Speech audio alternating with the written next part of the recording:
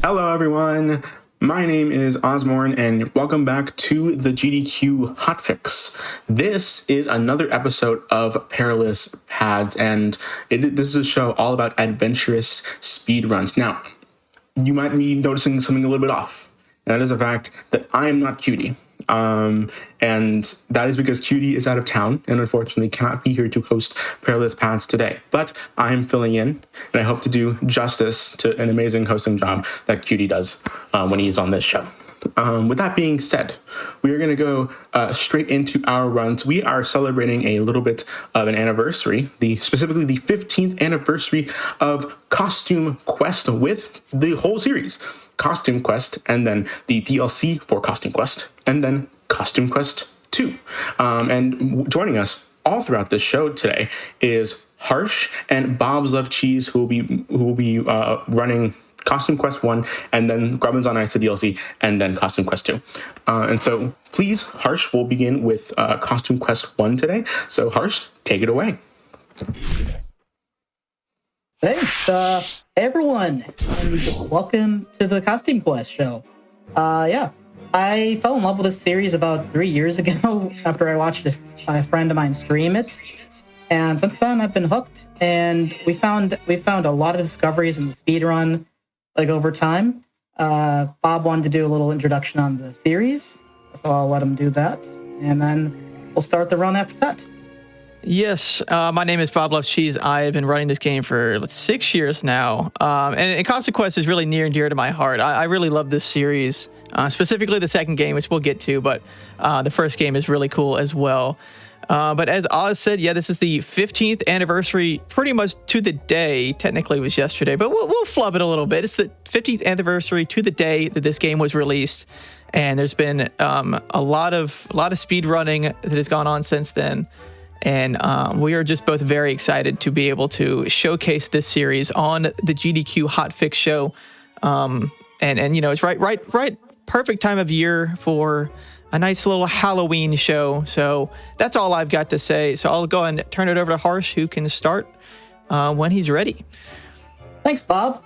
All right, so when we boot up the game, we're going to be picking between one of the siblings. Left is Reynold and right is Ren.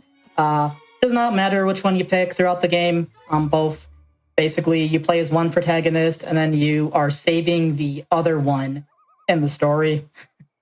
So timer will start as soon as I pick the character. And I like Ren, so I'll be picking her. So on the count of 3, I'll let you know, and when I say go, we'll begin. All right, 3, 2, 1. Go. Good luck, have fun. All right, so here we are in the Halloween world of Auburn Pines. The plot of the game is kids are going trick-or-treating. You can go trick-or-treating and you can find monsters or you can find candy. The villains are trying to take all the candy away from the children, and we gotta stop them. So right here is the tutorial fight. We're going to be doing here a bunch of quick hits. Essentially, I'm just mashing like whatever button is popping up on screen. Doesn't matter if you mash or not. And it's giving us an intro to the battle system. This game is very much, I kind of compare it to Paper Mario in that there's like, the combat is like similar, the art style is like, kind of inspired. But it's like pretty light. You can hit enemies from the back. So right here, we are collecting some treasure chest pieces. These are costume pieces. The way you get costumes in this game is just by collecting a certain number of pieces of a costume to make it. So this is our last costume piece, and this is going to give us, as we'll see in a second, the robot. Robot. Whoa, that robot's zooming. And Robot is going to be the main focal point of the run. We'll be using him the most. Right here is just more tutorial. We're just roller skating. And in this game, Robot is the only one who has this fast movement tech. As we'll see later on, they fixed that in the second game. So we saved our friend from the bully. This is Everett. He'll be joining us for the rest of the adventure. We're going to start off by going to some trick-or-treat houses. So houses are exactly the same every time. So like every run through, the houses that have candy will have candy. The houses that have enemies will have enemies. We're going to start off by picking a couple trick-or-treat houses to get candy. Candy is used to buy stamps, which are like the held items of this game. So we need to visit 4 candy houses. Go to the playground. And we're going to talk to Sadie. Sadie has all the stamps, and we're going to buy both of these stamps, Black Cat and Claw. These are going to be very vital throughout the game. And we're going to do some World 1 cleanup. Starting off, we're going to start the Liberty quest. So now we have to pick the 3 costume pieces to obtain the Statue of Liberty costume. Yes, the Statue of Liberty. Right here, as you can see, you can use them to go under like crumbling floors. Some characters, some of the costumes have like out of battle abilities, some of them don't. And now we're about to do the first major skip in the game. And I'll hand it off to Bob as I'm going to do it. Yeah, so as Harsh was kind of explaining, to leave each world in the game, you need to go to every single house, whether they have monsters or candy. So you have to trick or treat, and then this gate will open, you'll get to fight the boss of the area, and you'll go to the next one. What Harsh is doing right here is kind of ignoring all of that. He's using the Knight costume, which has a specific overworld ability that lets you move a little bit slower so you can get past obstacles. And we're kind of slipping through the collision between this fence and this tree here, and that's going to allow us to clip out of bounds onto this small little piece of collision here, and we'll get to go all the way to the final boss. So that gets us around the gate, and Harsh is almost done with World 1 already. So props to him. It's a relatively easy clip. I mean, you just kind of find the angle and can wiggle your way out, and that's how we skip everything. So we're going to be fighting the first boss at level 1. Typically, you're supposed to fight him at either level 3 or 4. So we are quite a bit ahead of where the game expects us to be, which means this fight sucks. Harsh is going to be doing a little bit of an easier strat here. Not easier, I guess more consistent is a better word, where he's going to be using the Liberty costume instead of using the Knight costume. But this is a really cool fight because the whole premise is this is Bojan. Bojan has a megaphone, and that megaphone is going to spawn in this shaman, and shamans heal. So every time Bojan gets below 100 health, he's going to heal the shaman. So the point of the fight is you defeat the megaphone, then you defeat the shaman, then you can finally defeat Bojan. But there's a bit of an exploit that Harsh found, where if you keep the megaphone under 100 health and Bojan at the same time, for some reason the shaman will focus on healing the megaphone. So that's what we end up doing. We're actually going to get the megaphone just under 100 health here, and then just start focusing on Bojan. And then we're going to get the megaphone back under 100 health, and then we're going to focus Bojan. So we're just going to keep cycling this. It is pretty difficult just because if you get hit one too many times, then the fight can be over. Like right now, as it stands, Robot is one shot, but we're going to have Liberty's special ability, which is to heal. So that'll help him survive one extra hit with exactly 1 health. Not close at all. We can also explain the stamps here as well. So Robot has the has the Black Cat stamp, which allows him to dodge attacks. I think it's a 40% chance. Ooh, he did not dodge. So unfortunately, because Robot's dead, that's going to be a redo on the fight. It's just kind of what happens. It does make it more consistent to have these stamps and to have Liberty, but I believe Robot was the only one that got hit that fight. Am I wrong, Harsh, or did Liberty get hit once? We did not get a single dodge in that entire run. No dodges. It's pretty unfortunate, but that is just how the run goes. There is a lot of RNG in this run. Just because we skipped all those fights here already, we are severely underleveled of where we're supposed to be, and that's going to haunt us for the entire rest of the run. So when we're complaining about RNG, just understand it's pretty bad. And this is surely not even the worst part. There's like 3 big RNG parts of the run. This is just the first one. And if the Black Cat stamp could dodge, that would be nice. I will. Well, at least will this time the shaman shielded himself rather than Bojan. Yes, that was beneficial. So that's going to knock the megaphone under 100 health, and he's also attacking Liberty. So Liberty will be able to heal here. So it's pretty much just cycling. There's not too much more to explain here, but yeah, just get that healing done. Bojan and the megaphone are over 100 health right now, but it's I do better appreciate to keep that ourselves specific alive. attack with the Photoshopped Abraham Lincoln. It's so cool.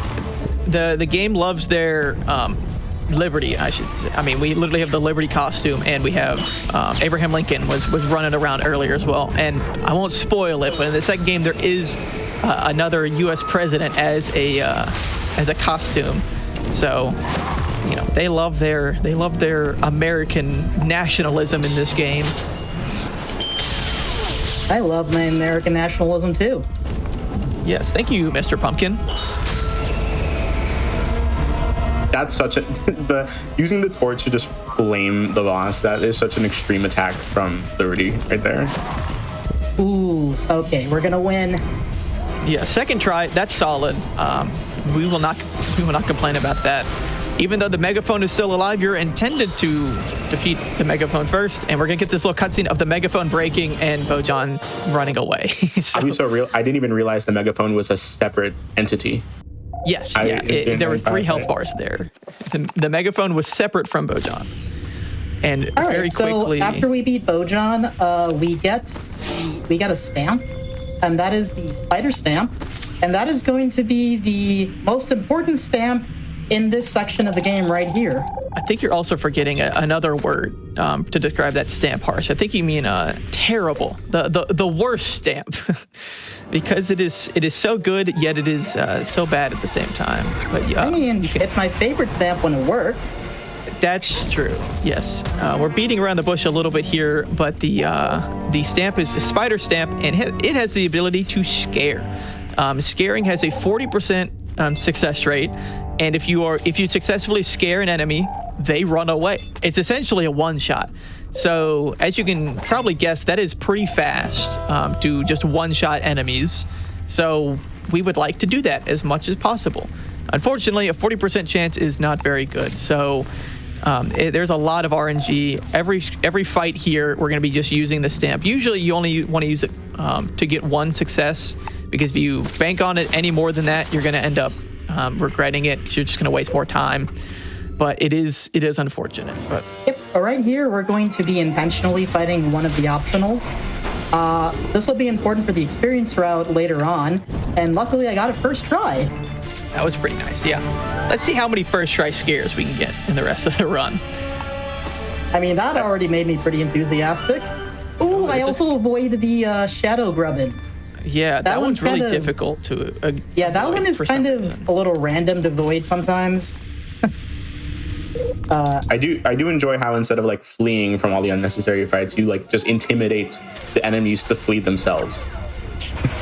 It's a speedrun. It's faster. Just scare the enemies away. These guys are really scary, yourself. And it's Halloween, and they are hard. I don't want to fight them. But also, yeah. Every time you do a battle here, you get fully healed, and if you run away, basically nothing happens. You just still stay in the same spawn. That does change for the sequel, though, but we'll get into that one later. Yes, there are several differences, but that's something that we'll have. There's a lot more fights in the second game, so we'll fill up the fights with the slight differences. Also, another first try scare. Is this the perfect run? What is this? Yeah, usually, most of the time, I'll when I get a run started, I'll beat Bojan, but then I'll have like really terrible luck in Maul. That's kind of how a lot of Maul goes. Sometimes you have really good luck, sometimes you have bad luck, but a second try. Yeah, that wasn't too bad so far. Yeah, and now we also there are a couple fights where we do need to get first try scares, otherwise they just become exceedingly difficult. This boss fight right here is one of them. And hey, Bojan, long time no see. We really missed him. Oh, another First try again. Harsh. This is I crazy. think it's marathon luck. Yeah, I mean, that's the only explanation. Yeah, another thing about the scare stamp we didn't really explain is, and a dodge too. Yeah, why not? Another thing about the scare stamp is it's a 40% chance, but you can only fail it twice in a row. So after you failed it twice, the third time is a guarantee. So a lot of these fights are kind of built around that fact. So if we do fail twice, we'll just do it one more time just to get that third try. So, if it works earlier, we take it, but at least we're guaranteed a third try. So it's not the end of the world, but yeah, Harsh's luck so far has been pretty crazy. I guess he did die to Bojan, the first Bojan, but yeah. Okay, well, bye, Bojan. We missed him. I hope we get to see him again.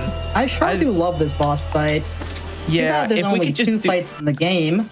Yeah, that would be two. Only two. Only two. We only get to fight Bojan 2 times, unfortunately. Okay. I would really like to fight him a third time, but we'll see. Anyway, right here we're picking up our third party member, Lucy. She'll be joining us for the battle. Hi, Lucy. Wait a second. Is that Bojan a third time? What's he doing over there? Whoa, Bojan, what? I missed you. It's been so long. Oh my God. 5,000 years. Another first try. This is my favorite video game of all time now. You know what? I take back complaining about all of the RNG. This is perfect. Is this a situation where boss that you met in the early game is now a mini boss? Yeah, he kind of just becomes like a lackey at this point. And this Bojan doesn't have a megaphone we have to kill or anything either. Yeah, they took away all of his swag. It's just him. I guess the devs just really like Bojan. That's why they made us fight him 3 times. In quick succession. It's truly only 3 times? Truly only 3 times? Truly, unfortunately, only 3 times. Although, in the second game, I think it's his nephew, I think we get to fight. Or his son. I don't really remember, to be honest. Somebody related to Bojan we get to fight in the second game. His name's those are really solid Bojan fights. Well, besides the first one. Yeah, no, this mall's been pretty good so far. Yep. Anyway, we're gonna go talk to this guy to get some XP really quick. XP is pretty tight in this run and very precise. So every moment where we can get free XP is worth it. Yeah, in this game, for whatever reason, you don't really get much XP from main quest. It's really only from fighting enemies. So because we skip fighting so many enemies, we are very underleveled. Oh yeah, and you might have been noticing I've been picking up various costume pieces, and I've been saving some hide and seek kids. Those are going to come back later in the level. We'll get to that. Anyway, now we have or just kind of the gauntlet them all. There we go. First try, first fail. Had to happen eventually. Yeah, so this is because we are level 3 and these enemies are level 6. So this is one that's very important, specifically to get that medic out of the way, because the medic can heal. It can really mess us up because it's hard for us to one-shot one of these enemies, just get him dead in one turn. So it's tough.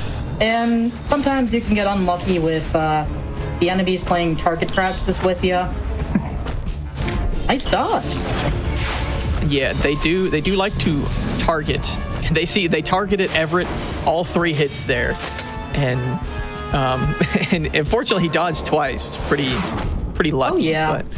And then with the spider stamp, we mentioned there was a 40% chance. So the game kind of has a bit of a mercy rule also. So if you fail twice, it gives you the guaranteed 3rd scare, which is pretty nice. So it's not And because we've already failed twice, which means free scare right there. Oh yeah. So and typically we'll try to scare the higher HP enemies just because it saves a bunch of time, right? And the reason we're also making the knight do all the scaring is he doesn't have an attacking special while the other 2 do. So the combat is essentially scare and then just blast your specials. throughout the entirety of Maul. Yeah, specials do a lot more damage, but that is our second trick or treat enemy fight done within Maul. We're gonna get to our third here, but I'll go and explain kind of how this area works. There's 3 different levels of the Maul. We were on the first one. To get to the second one, we needed to defeat Bo John those 2 times. We've done that, so now we're on the second level. To get to the third level, we need to talk to these kids dressed in ninja costumes, and we need to do a quest for them, and then they'll let us up onto the third level. And of course, there's houses on each one of those levels we need to go trick or treat at. So what you're supposed to do is you get this quest from the ninja kids, and they will tell you, okay, there's these 3 enemies that have these horns. Go defeat them, bring us the 3 horns, and you will have earned the ninja costume, and you can go up to the 3rd floor. We're not going to do that because that's 3 fights, and that takes too long. So what Harsh is going to do, think back earlier how we skipped pretty much all of the Auburn Pines trick-or-treating. We're going to do something similar where we kind of nudge ourselves in between one of the ninja kids on the stairs and this invisible wall that sits behind them. And that's going to allow us to clip up past them and go up to the 3rd floor. It is a little bit finicky. It's definitely a lot more difficult. I'd say probably the most difficult one in the run. It's certainly not easy to do, and I don't know how. Was it Chrome that found this? I don't know how Chrome, one of our glitch hunters of the community, I don't know how he found this, but it's here. Yeah, so we found it actually from a different staircase originally. But then literally these 2 glitch hunters overnight just like found the best setup ever, and now because of that, Maul is so much more fun. We used to have to fight these 3 horned enemies, and they were probably some of the more annoying enemies in the game. Yeah, absolutely. But now we don't have to. Yeah, it is a lot better. It does take a minute to kind of clip through here because you need to clip through one part, and then you can, as you saw, Harsh walks up the other side. And that's Ninja Skip. You technically need the ninja costume later in the game, but we don't actually go to that area later in the game, so we don't need the ninja costume. But it's pretty cool. So now we got a couple more trick-or-treat houses up here, and this one particularly is the hardest one in the game. And first try scare. Yeah, if you guys ever think about running this game, just let it be known you will not get the RNG that Harsh has gotten so far on these scares. This is well above average. But this one really sucks because it's the 3 enemies here are level 7, and we're still level 3. So getting that first try scare is really important. And another first try. You know what, yeah. Harsh? You and just both keep of these doing guys that. have like buff ups also. When they have their little stat ups, like they do like 80 damage. Oh yeah, Crazy. they can one shot you unless this gets dodged. Yeah, and that he's gonna die to fire. So it literally one shot our character. So it's very important to get at least 1 first try scare. Getting 2 is ridiculous. Now we're level 4, so that's gonna help. There's only 1 more fight, I believe. So that's gonna help us out a lot, having just level 4 for that last fight. So there's running away from the enemy because you don't need to fight him. I need someone who's like really good at math to do the probability of how likely it is to get a first try scare as much as Harsh has right now. Yeah, it's ridiculous. Oh, another thing about the ninja costume that we forgot to mention is he has an overworld ability that allows him to kind of become invisible. So all of these enemies we're having to run into and then run away from. Normally, if we had the ninja costume, we would just kind of sneak behind them and sneak past them because when you're invisible, they can't see you. So there is, obviously, it takes time to do the clip itself. There is also a little bit of time loss on having to run into these enemies, but it's not too bad. You definitely save a lot more time over the course of just this upstairs section. And then why not? You know what? Harsh, you deserved another first try scare. Oh yeah, this is going incredible. You know, during my practice session like a week ago, I was just having the most rotten luck ever here, but I'm glad the game today is apparently being merciful. Yeah, if you weren't a believer in marathon luck, you are now. Ooh, you failed one. It's like the 2nd or 3rd one of the whole run. How Remember, terrible. it's just 40%. How awful. Also, if you guys liked the scare strats, you guys should stick around for Grubbins on Ice, the DLC that will be the next run, because it is, believe it or not, worse in terms of the reliance on the scaring. But That means we're going to get a first try every time. Well, there's like, what, 15 fights or something, and all of them get 15 scared. houses you have to trick or treat at, and well, we'll get into this. We won't spoil this. Yeah. We don't want to spoil it too much, but I just want to make you guys aware that scaring is nowhere near over. But that anyway, we're gonna drop down into this pumpkin and get the second to last piece. And now we're gonna go into this side quest here. This is the costume contest. So to win the costume contest, we have to talk to 3 judges, and they'll tell us what costumes they think are awesome for Halloween. And we gotta dress up in them. And while we're doing that, we're also gonna round up the rest of the hide and go seek kids. And go into the shop here. And go shopping, because it's a mall. But yeah, we're also gonna be picking up our final 3 items of the run. While they were buying. One-eyed vampire, bloodshot eyes, and egg. I'll attach these stamps right now. Why not? You need eyeballs, right? And that's it, right? Yeah, that's it. Just like pretty much healing and power. Talk to this guy, and this is the last trick or treat of mall. And talk to this teacher. So the solution, the 3 top-tier costumes in the costume contest are the first 3 costumes we obtain in the game. Whoa. Who could have seen such a thing coming? Yeah, technically Liberty is a costume we can skip. Normally you would have to get it, but because we skip, do the whole World 1 gate skip thing, we don't technically have to get it, but we get it for this costume. It's the unicorn costume, which without the unicorn costume, the final 2 bosses would be pretty much impossible to do. Just make sure I had the right costumes. Oh my god, this is a minecart section? I love minecart sections. Yeah, for some reason they're mining for candy in the mall. And I don't remember the lore reason for that other than they want candy. But does your mall not have a mine in it? Now we have our second boss fight in the game. We can't really see yet, but I promise you there's an actual fight. I know this looks like a normal enemy fight. Yeah, this fight is broken up into 3 phases. This first one here is just these 2 like filler enemies that are kind of just here to cause problems for us. Once we get one of them to a low enough health, then the actual, the second phase, which is the first phase of the boss, will start. But until then, we kind of just need to sit here and damage these 2 guys. We used to fight this boss at level 5, and we'd be able to get the first phase done a little bit sooner. But for here, at level 4, not quite as much. Oh yeah. So this is Metzel. Upon every turn, she will basically threaten one of our heroes at random. And luckily for me, she chose the robot, which is my slot 3, as that's what I want to threaten. So every turn, she'll have a chance of either threatening you or attacking, or doing her big, actually,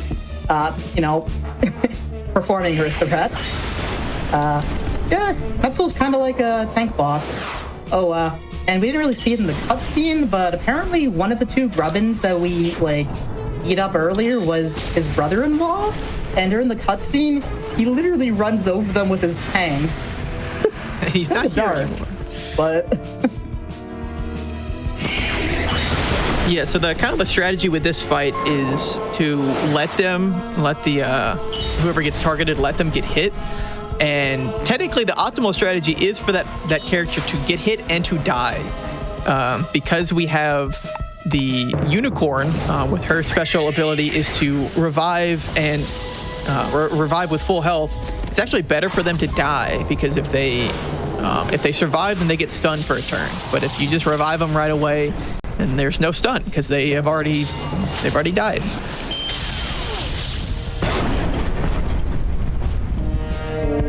Okay, threatening robot. This is going pretty well. Sometimes you'll get fights where he kind of just threatens the unicorn, and it's kind of annoying when he threatens the unicorn, because then you have to heal it up, and it just kind of becomes a bit of a mess, but we're having pretty good fights so far. Yeah, I was about to say, HP. Metzel doesn't look like she's like fighting back that much. I'm gonna be honest. Like, kind of feels like she wants to get hit. We've also gotten kind of lucky because when Metzel does that like second threaten in a row, that is random. So sometimes Metzel will threaten and then the next turn will hit. Sometimes instead of hitting right away, do one more threaten and then hit. So we've gotten pretty lucky with that so far. You're just being blessed with amazing RNG today. Yeah, I don't know what's going on here. I think Harsh has made some sort of ritual sacrifice that's turned him into a pumpkin and has blessed the run with good RNG. It really is the mask. I'm glad I chose this one over the knight costume. While we finish up this boss, can I say a brief announcement real quick? Yeah, go for it. We got a little bit of downtime. Yeah, I just wanted to remind everyone that Awesome Games Done Quick 2026 will be live in Pittsburgh, Pennsylvania from January 4th to 10th. Registration is open, so be sure to register if you want to experience the event in person. Upgrade to a foil badge by November 1st. Visit gdq.gg for more info. If you want to go to AGDQ 2026, I highly recommend it. I've been going to events in person for quite some time, and they're an unbelievable experience. So go to gdq.gg, our front page, for more info on that. And that is all. Back to the run. Yes, I'm very excited about AGDQ, but we got some unfinished business here. Believe it or not, Metzel is I guess I'll spoil a little bit. We might be seeing him later, in just a few minutes again. Yeah, we're finishing up this boss fight here, and we'll be entering the last world in the run, which is Autumn Haven, I think. Harsh, do you remember? Fall Valley. Autumn Valley, and like I said from the start, it's Autumn Valley and nothing else. But Anyway, you said Autumn Valley the first time. I don't know what you said. Autumn Valley the first time. that is what I said the first time. Exactly. Yeah, exactly. anyway, we don't really get a lot of chill points during the run usually, so this is like the one part of the run where we finally just to kind of get to relax. So our costumes got stolen during the cutscene because I don't think I mentioned the villain, but this person named Dorsula kidnapped our sister or brother, whoever you chose, and then after Metzel captured us, stole our costumes. Now we're trying to get our costumes back. So luckily, there's a nice little friend over there. His name is Chip. He gives us the Fry costume, and we can use the Fry costume to, once he appears on screen, Almost there. lure these guys into the barn and trap them. That's rude. Yeah, That's mean. Apparently, They don't they make that. really It love French smells so fries. good. And then you're gonna steal from them? Oh my god! You're committing Well, technically, they crimes stole on from Halloween us, night. so Well, we're actually, stealing yeah. back from the Steelers. That it's reparations if Oh, yeah. anything. Actually, yeah, you're right. Yeah, I yeah. take back what I said. Yeah, that would hold up in a court of law. Exactly. Yeah. And just like the previous world, we're going to be collecting the 6 hide-and-go-seek costumes. I forgot if we mentioned it before, but the hide-and-seek costumes basically give you like an attack power boost to your stats, and those stats will help us with the final gauntlet that is coming up. Yeah, especially because we're so underleveled. I don't know what level the game intends you to be at here, but it's definitely not level 4. I can guarantee you that. 11, But right? but Harsh is Harsh already did it. I didn't get a chance to explain, but that little wall there, you're supposed to go to the carnival, finish the carnival, and then the wall will open up, and you'll get to access the last section of Autumn Valley before the gate. But you actually just move one of the kids that gets lured by the Fry costume. You can actually lure him next to the wall, and then with some weird hitbox shenanigans, you can actually just walk on top of them and you walk over the wall. So don't think about the logistics of that too much. But we did step on some kid's head to do a little bit of skip. I'm gonna think about the logistics of that quite often. Actually. Well, if you find out anything, bring it up with Harsh because he's the one who did Anyway, it. So. yeah, we have our final big skip of the game right here, and I'll let Bob kind of explain it. Yeah, so just like the gate skip in the first world, we're going to be kind of shoving ourselves in between the collision. It's hard to see here, but there's a little bit of collision here that we can slide through. Harsh is kind of sliding to the right. It's a bit finicky to find the correct angle, but this is the gate that's normally supposed to open after we've gone to all of the houses and trick-or-treated at. And of course, you know, you do that gate opens, and then you get to access the final area of the game. But Harsh is attempting to clip through and kind of just slide through that collision. If you watch closely on the left side of the screen, you can see those little fence kind of sliding to the right, and he clipped right through. Very, very nice, very clean. Tap, I'm applauding. Yeah, and now no more trick-or-treating. No more trick-or-treating? Yeah, we're done. On Halloween? No more trick-or-treating on Halloween. Well, for this run at least. Fair. Oh yeah, we still have like 2 other games. We do have some tricks, but We no do. treats.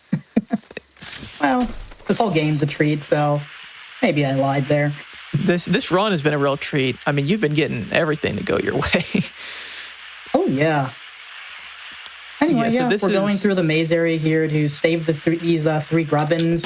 Apparently, they're rebelling against Dorsilla, the villain of the game. Turns out, you know, they don't want candy to be stolen during Halloween. They want everyone to eat candy during Halloween. Yeah, how nice of them. So they're kind of like aligning themselves up with us for the time being, and they give us a nice Grubbin costume as a bonus, which we will use immediately right here to get past this guy. Wish we could skip this gate. Grubbin costume is just stealth. You can just sneak past enemies, avoid them. Yeah. Enemies don't detect you as an enemy. They just won't see you anymore. So it actually works elsewhere in the game.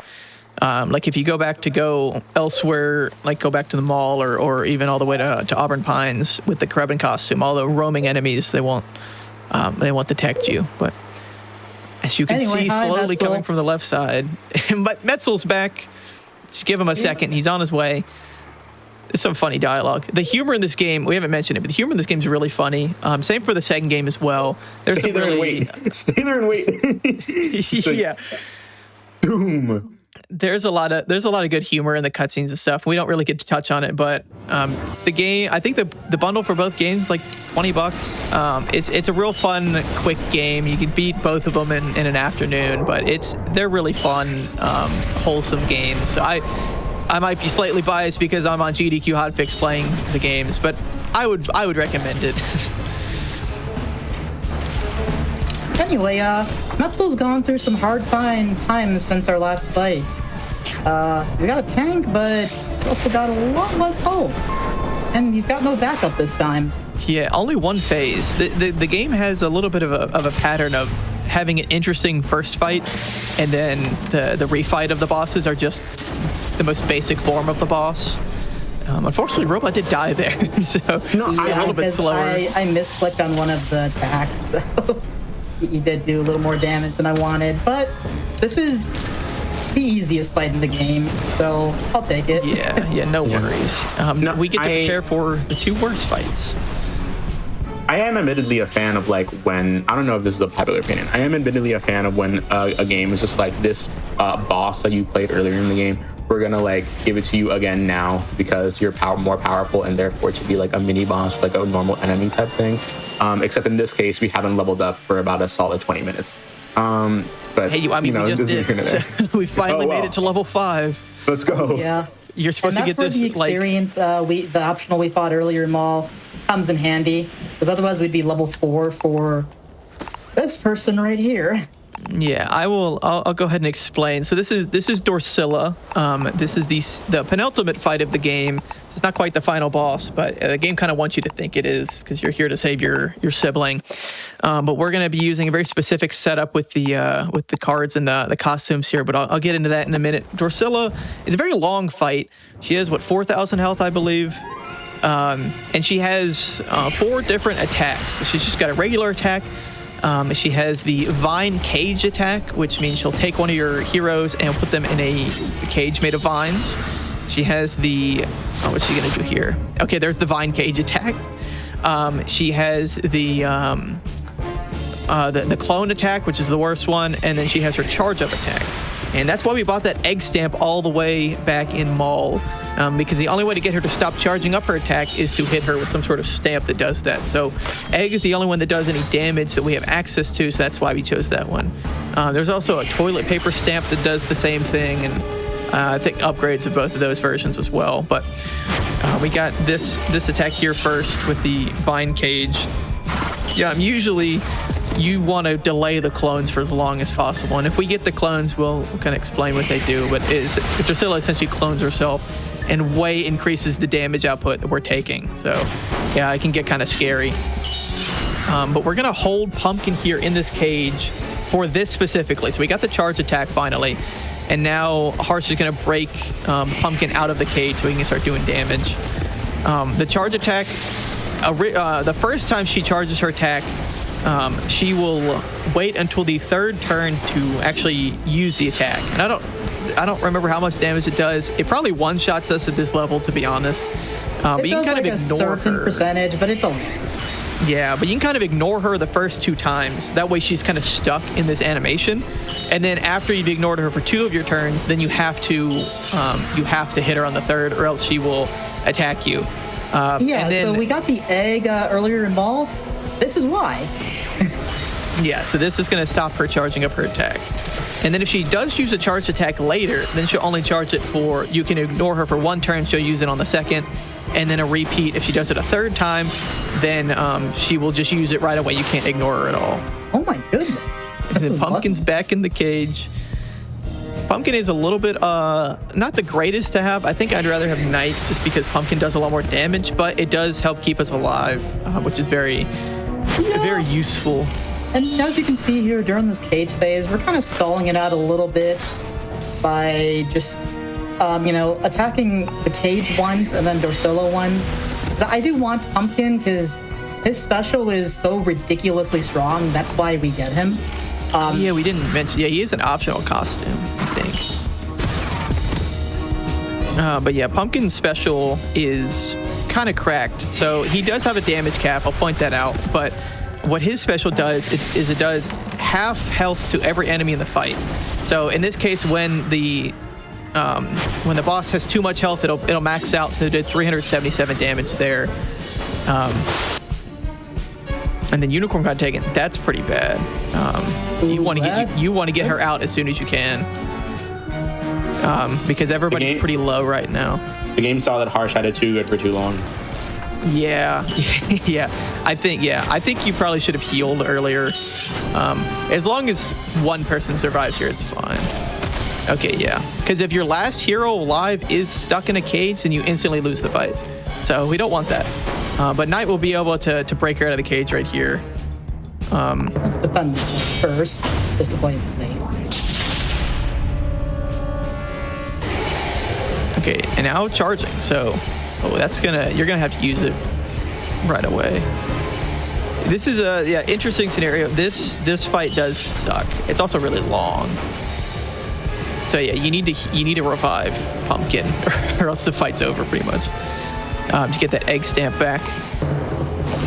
Fortunately, as soon as you get revived, that's why we have Unicorn first, actually. It's because Unicorn revives at the top of the turn order, and then everybody else, if they get revived after her, will still have an attack available. So we kind of avoided disaster there. Things could have gone pretty bad pretty quick if other things had happened. And Pumpkin's right back in the cage again.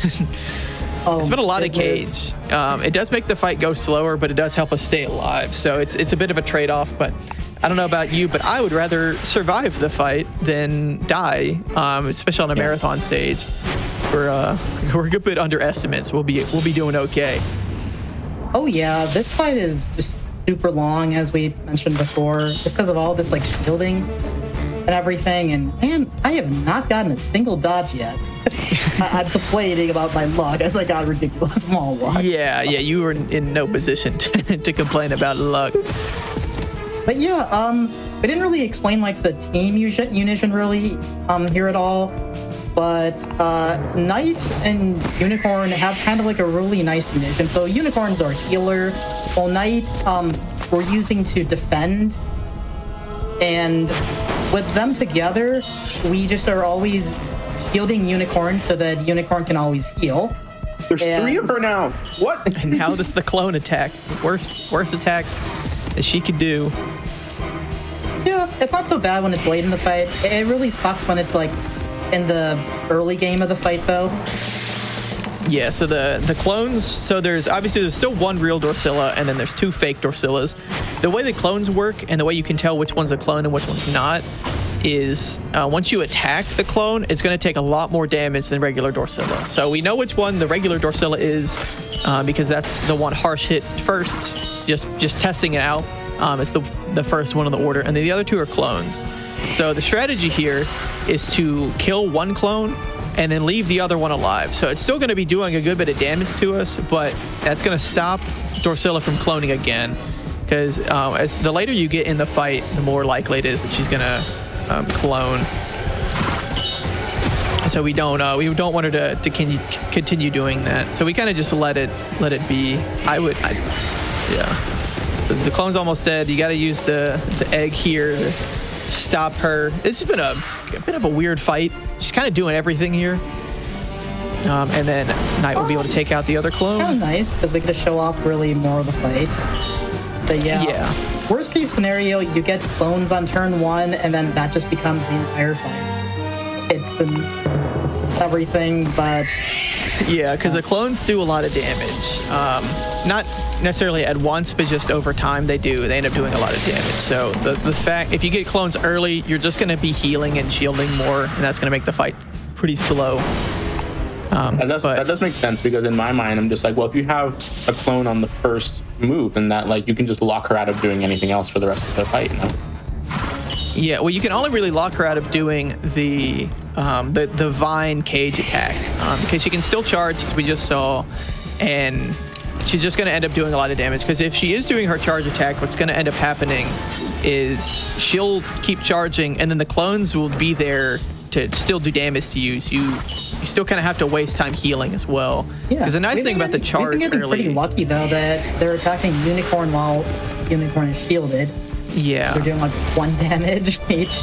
Yeah, so. The shield's really nice. It's super useful. Helps us keep us alive. Unicorn's also using the healing stamp, so she gains a little bit of health back every single turn that she's not at full health. So like plus 11 there. It's never a ton of damage or a ton of health that gets healed, but it certainly is pretty nice just over time. So we don't have to keep healing a bunch just for little chip damage. Oh yeah. I might have enough health. I don't really need shield, but we'll play it safe.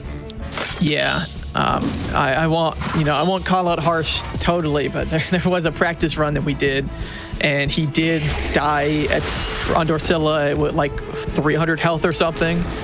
So make sure you take everything super safe. So there's kind of like a funny clip in our community where I died when Dorsilla was at like, I think it was like under 50 health or something. And what happened was on the final turn, all I had left was Pumpkin, and she just did her cage attack.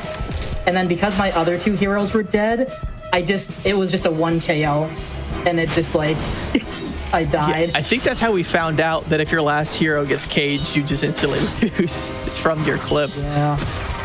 My pain caused a lot of learning about how fights is. And that was also on April Fool's Day, too. Good times. Classic. Yeah, so we're almost at the end of the fight here. It won't end right here. It'll end on the next turn. And then we'll have the final boss fight. So I'll go and start explaining that, because Harsh will have to do a little bit of setup with his character stuff beforehand. But Big Bones has 2 phases. He's the final boss in the game, and he sucks. He's the reason that it is very, very difficult to run this game, because you've got like a 10% chance to beat him, essentially. Funny anecdote for myself. When I came back to this game, my very first D-Rust run, I beat him first try. And then the next time I beat him first try in a run was my very last run, which was my one and only finished run and PB. So I think I did 2 weeks of attempts before I finished a single run after that first one. And that's mostly because of the second phase. So this first phase isn't awful, but it's all about maximizing your health and your survivability for the second phase. So once you get Big Bones down to, I think, is it under 13 or 1200 health, then he'll enter the second phase. But there's a lot of shielding, there's a lot of healing, and it's just keeping yourself as high health as you can so you enter the second phase well. Because he does a lot of damage in the second phase.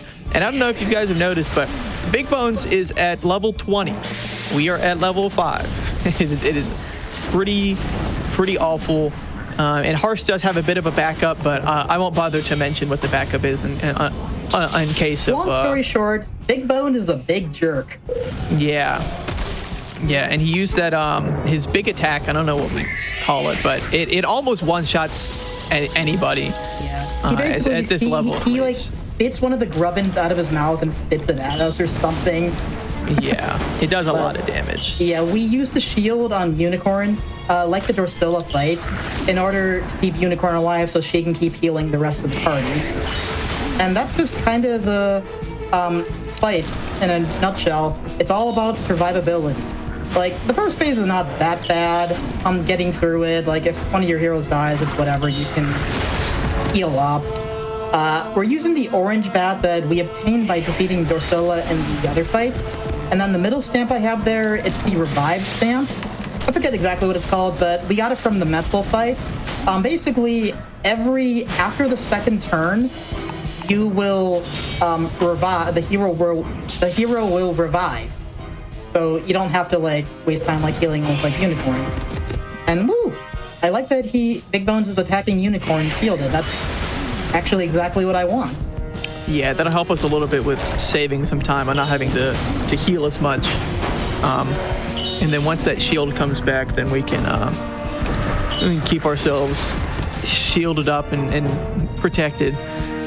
But once we get to that second phase of Big Bones, the strategy turns into, instead of just surviving and doing damage, it literally just turns into surviving. We completely ignore Pumpkin, and if he dies, he dies because he has that revive stamp. So we kind of just hope he stays alive long enough to use his special and then just die instantly again. Because when you get revived with that stamp, you get revived at a pretty low health, so you'll die one shot to anything. And so what happens is we use Knight to shield Unicorn, and then when Knight eventually dies, we use Unicorn to heal and revive Knight. And we kind of keep doing that. Every once in a while, you get an extra attack in. Pumpkin sometimes will do an extra attack somewhere in there. We're not at the greatest position here because Pumpkin is dead, and we don't have any of our specials ready. So we're going to hope that we get some dodges here.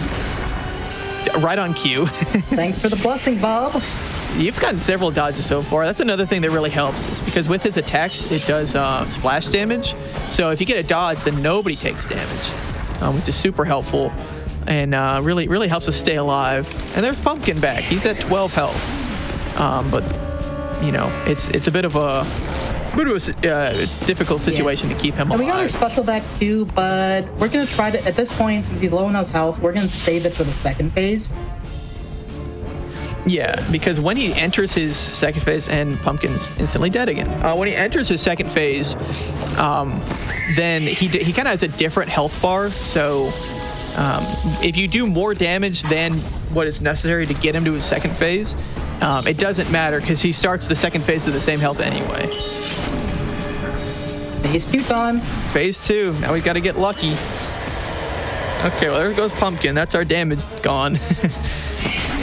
Yeah, this is pretty scary. This is not a great position to be in. We need a dodge here, or else the phase 2 is instantly over.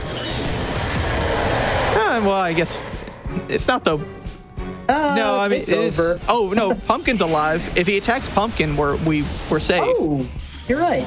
Okay, well you can see how difficult Big Bones is because the fight's already almost just GG. But we'll see what happens. Oh, perfect. Oh, that works. That works. And now you revive Knight, and he should have his special ready. Pumpkin, now I can revive Knight, and then we can play defensive. This is crazy. Yeah, okay, I can't describe how incredibly lucky that whole sequence was right there. That's ridiculous that you're alive right now. He was one attack away from dying. And now Big Bones attacks Unicorn, who is shielded, so that's going to help us stay alive too. For like 2 turns. Yeah, that'll keep us alive for an extra turn. And then he should use his big attack here? No. Okay, yeah, Pumpkin will be back. We're going to be unprotected here for one turn. So we got to hope he attacks Pumpkin again, or else, yet again, the fight is over. But let's see. Attack Pumpkin. Oh my goodness. No way you get this. This fight is so incredibly RNG, and I've tried to point out every place that the attempt could have died, just to give you guys an idea of how lucky everything's been going. It's still not over. Yeah, Knight's dead, but that's okay. He'll attack Unicorn here. Unicorn will survive because she has that shield.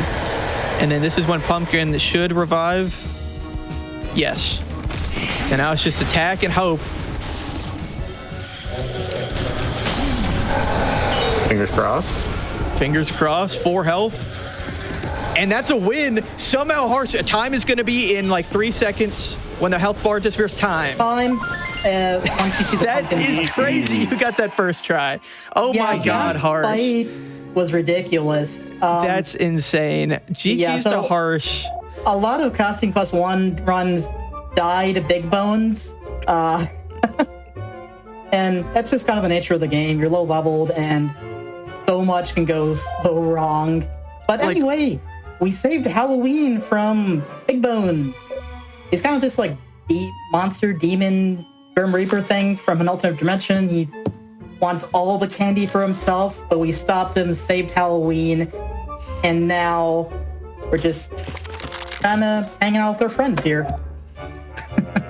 What a good ending. That was crazy. I can't believe. Yeah, legitimately, when I say Big Bones is like a 10% success rate, that is not an exaggeration. There's so many things need to go right there for that to work out. So I'm very happy we got to show that off and didn't have to do the backup strat. So good job, Harsh. What a great time. What was our time, by the way? Final time was 52 minutes, 32 seconds. 52:32? Not bad. Yeah, we had talked about if Casting Quest 1 or Casting Quest 2 is going to be faster for the marathon. I think you might got me beat there. I don't know if I can get a 52 in a marathon run. But we'll see. We'll see. We won't waste too much time because we will be back in just a few minutes. I don't know if Oz has anything else to say, but in just a few minutes we'll be having... I will be racing Harsh in Grubbins on Ice, which is the DLC. We'll explain that more in just a few minutes, but go ahead and turn it back over to Oz and we can do a little bit of a transition. Yes, folks, we are not done with the Costume Quest action today. We are far from done with the Costume Quest action today, as we will be back with the DLC for the first game, Grubbins on Ice. And so please stay tuned for more Costume Quest. We'll be right back after a brief intermission.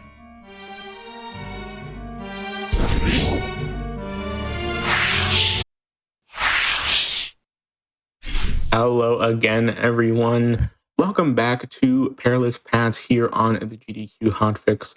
My name is Osborne. For those that may tune into the show regularly and you're just tuning in today, I am filling in for QT, who unfortunately could not be here as he is out of town.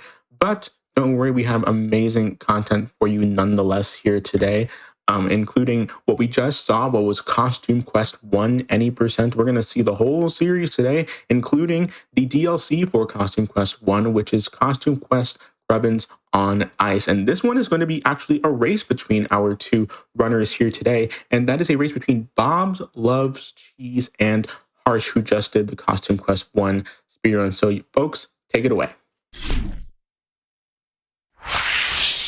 I'm Bob Loves Cheese. If you got sick of my voice from the previous run, now you get to see my face. So, welcome.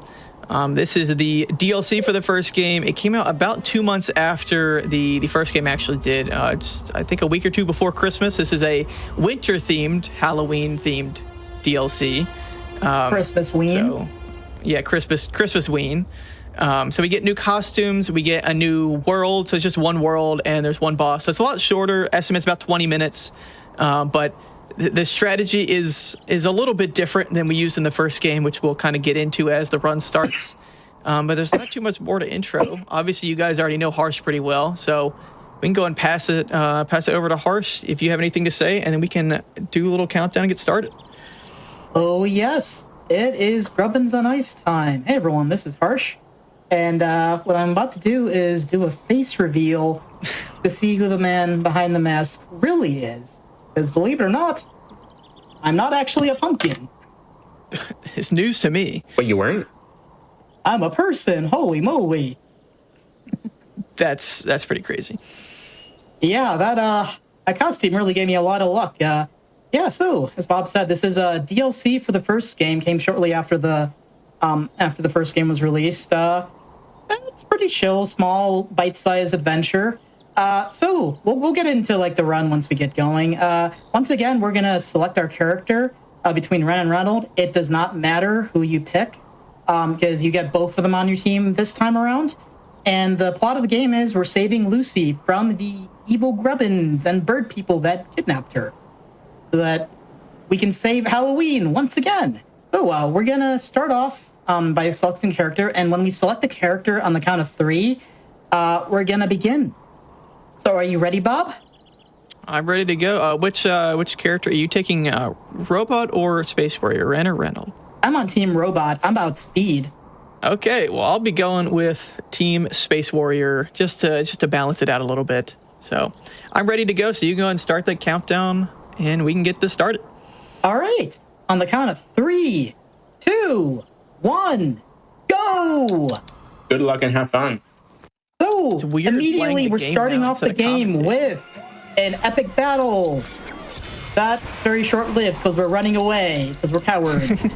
That's but true no, RPG fashion right there. That's RPGs to their core right there. Yeah, so you can actually technically win the fight under like the right circumstances, but that's a waste of time. So yeah, these Grubbins over here, they want us to help them start a revolution against the bird person who kidnapped Lucy. Sorry, my mom words are stumbling. And yeah, we mentioned before, you know how in the Costume Quest 1 we were using the spider stamp? You know, that 40% chance thing that lets us kill enemies in one hit? This time we have 2 spider stamps. Yeah. Upgraded version. And one of them is like 80% and one of them is 40%. And the entirety of the run is we're going to be scaring everything. There's about 15-ish fights you have to do. We'll be doing like an extra 1 or 2 to get a level up. But yeah, we like to kind of like describe this run as basically pressing B to win, because that's literally what we're doing. Yeah, we're just pressing B is like the scare button, and Yeah. there's even a further strategy. So obviously we have 2 of the scare stamps. The first one's 80%. Second one is 40%. The third stamp we use is a stunning stamp. That way, if we do have a character or an enemy that survives the scaring, they just get stunned and they can't attack. yeah. So literally, we just spam B the entire run until the final boss fight. There is a little bit more. Just like the first game, each area is broken up into like 3 different areas, or into 3 different areas. So this first area, you have to talk to this like Grubbin elder or something and find his wife, I think. And so we'll have to go get her. We also have extra costumes. So specific to the DLC, there are, I think, 3 costumes. One of them is optional, but the first one we're going to be getting here is the pirate costume, which I'm just about to unlock here on my side. I don't know about Oh, really? I'm still like doing like the second house. Oh, sucks to suck, loser. I got the pirate costume. You are those the are fighting button words. master. We're Now, throwing anyway. fighting words already today. Wow. Yeah, Wow. I'm talking smack way too early into the run. There's so Man, much left. I mean, I It's know this too- game. I know this game's plot is all about a rebellion, but damn. My bad. 2 minutes in and we're already up in arms here. The competition is right here. Yeah, there's not really much to say about the battles because essentially we're doing the same thing over and over. Yeah, there's 3 areas. Well, technically 4 areas. Like Bob said, we have to save a person. We have to save a person. We're delivering his wife to him. And another area we'll have to, go through a cave or, celebrate a festival. Yeah, I don't remember what they're doing up there. Don't think about it too much. It is interesting because if you could clip through the very final gate in the run, you could just avoid all of the trick-or-treating. We don't have a method to do that, but just as like a theoretical thing, because you don't have to trick-or-treat to unlock the next area. You actually just have to complete the singular quest in that one area to kind of move on to the next one. So like, for example, this one, like I said, you have to like talk to this elder and find him his wife or something like that. Bring his wife over, and I'm getting her right now. And the fry costume makes a return, so we're gonna lure her over with the smell of French fries, and bring her to her husband or something. I don't know. I don't remember what's going on here, but here she is. The two basic food groups in the Costume Quest universe: French fries and candy. That's a balanced breakfast right there. Also, she's just like me. I would be lured with the smell of French fries, admittedly. It's pretty good. The fry smell wafting's the right way. Going through the air does look like it smells pretty good. I'm not gonna lie, but yeah, we're both on to the second area now. So we have a couple houses here, of course, and then we'll be talking to the Trollbog Elder, and he's going to direct us to a cave that we need to go through to find some like book, I think is what we're looking for. So the kind of solution to the maze is the same every time. So it's just a matter of memorizing it. Do either of us have it memorized? We'll find out, I guess. But it's pretty simple, even if you don't. There's hints all over the place. And then we'll talk to this elder and then go run over to the cave, which is about a minute long. It is possible to skip some of these gates. We do have a couple methods to skip through some of these earlier gates. But right now they're not technically faster. Yeah, they're not viable, and it's very, very slow. But we're not going to get into that yet. Finally, I'm getting my scare luck back. First area was really dropping, like it was really not being nice to me. Now, game's all right. I think we're practically tied right now. I just finished the same fight you did. Yeah, that's kind of what the runs of the Grubbins on Ice end up being. Like, so we actually do kind of have like a split on the leaderboard for this. We have NG Plus and NG. The difference basically is NG Plus allows you to use resources from your main Costume Quest 1 save files. So if you have, let's say you have a 100% save file, that means all of the stamps from your 100% save file and costumes that you collected do stay collected. And you can start Grubbins on Ice with those and the new content. But you can also start the game brand new without doing any of that. And it's like about 4 minutes longer of a run. And it is actually a little bit different in that because you only have one scare stamp instead of two. But you also don't have those optional costumes as well. Like, for example, with the we don't have the pumpkin costume, which is pretty important for the final boss. It saves a lot of time. Yeah, well, in the NG version, you don't have the costume, so the final fight becomes a lot harder. Yeah, because we're also doing a slightly different route than the world record does, because the world record skips 2 optional fights that we normally would use to get up to level 13 for the final boss. So they would be fighting it at level 12. We're not doing that here just because it does make the final boss a bit more inconsistent, and we just want to, we want to be able to get that over with and not have to worry about it too much. But yeah, we're both going through the cave right now. There's not too much. You do have to collect 3 chests in here. Even though 2 of them just have candy, you do need to open those chests to unlock, like the next area of the cave.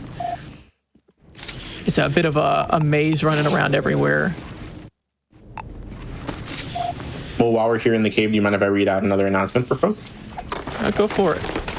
Yeah, I just wanted to shout out Frame Fatales. Frame Fatales is a community of women and femmes who share a passion for speedrunning, gaming, and charity. In addition to their 2 flagship events, they host activities year-round in their community Discord, like Game of the Month and Randomizer events. Type !FF in chat to learn more and get involved, and I wanted to shout them out specifically because Fright Fatales is happening this weekend, a special with the Fatales community. Many horror adjacent, and general Halloween vibed games will be present there, all with members of the Fatales community. So please check that out and check out the community as a whole. Back to the run. Yep. So now we're both finished with the cave. So heading up to the 3rd area of the run.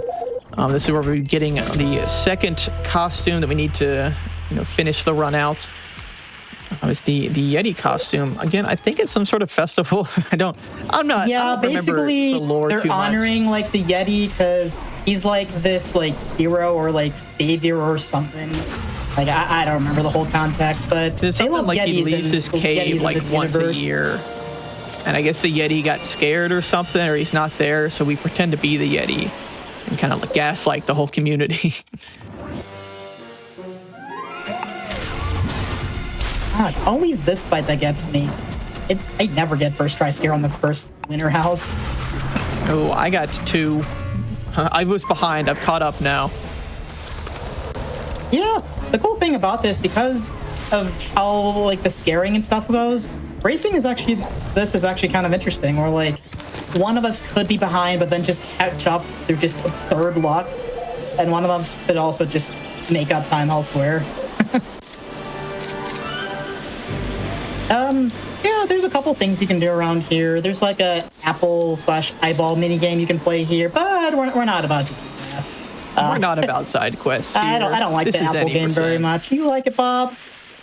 I don't really care for it too much. I know there's some other community members who are real interested in the game, and that can be their thing. But I like speedrunning. Plus, apple's not a candy, so this is Halloween. And there are no apple costumes in this game, so I don't really care about if maybe show me a costume, and I might be talking different here.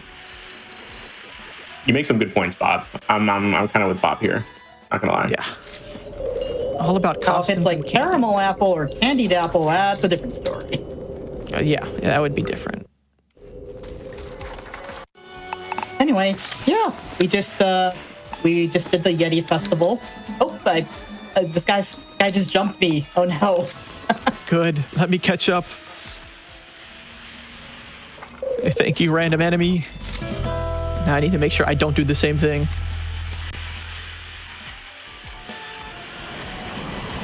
Oh god, I hear like a fly in my room right now. It's like creaking, and I keep thinking it's like, is that noises from the game? It's like all these sound effects, just like the candy pickup noise, like the Grubbins getting you, they all just kind of blend in. Anyway, yeah, final area. There's no elder guard guarding this one this time. It's just go straight shoot to the final boss.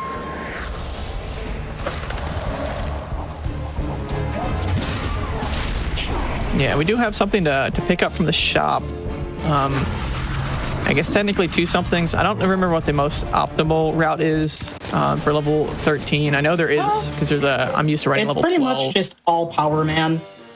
All power stamps are the way for doing 13. If you want to play it safe, you can do healing, but it's totally up to preference. Also, this feels like dangerous terrain for like children to be in. Like, where are their parents? That's my question. Oh, I did forget to mention one thing. So besides the 2 spider stamps, we also attached a stun stamp to one of our heroes. Basically, it paralyzes the enemies for 2 turns, and that allows us to basically just skip their turns and skip some attack animations, so you save a little time there. Yeah, it essentially just stops them from being able to fight back. It's just us. Fortunately, the second fight is not going so well for me. Like, both stamps failed twice in a row. Yeah, I missed my first 3, and then I got the 4th finally. Okay. Oh, yeah. I'm out of the fight. Get me out of here.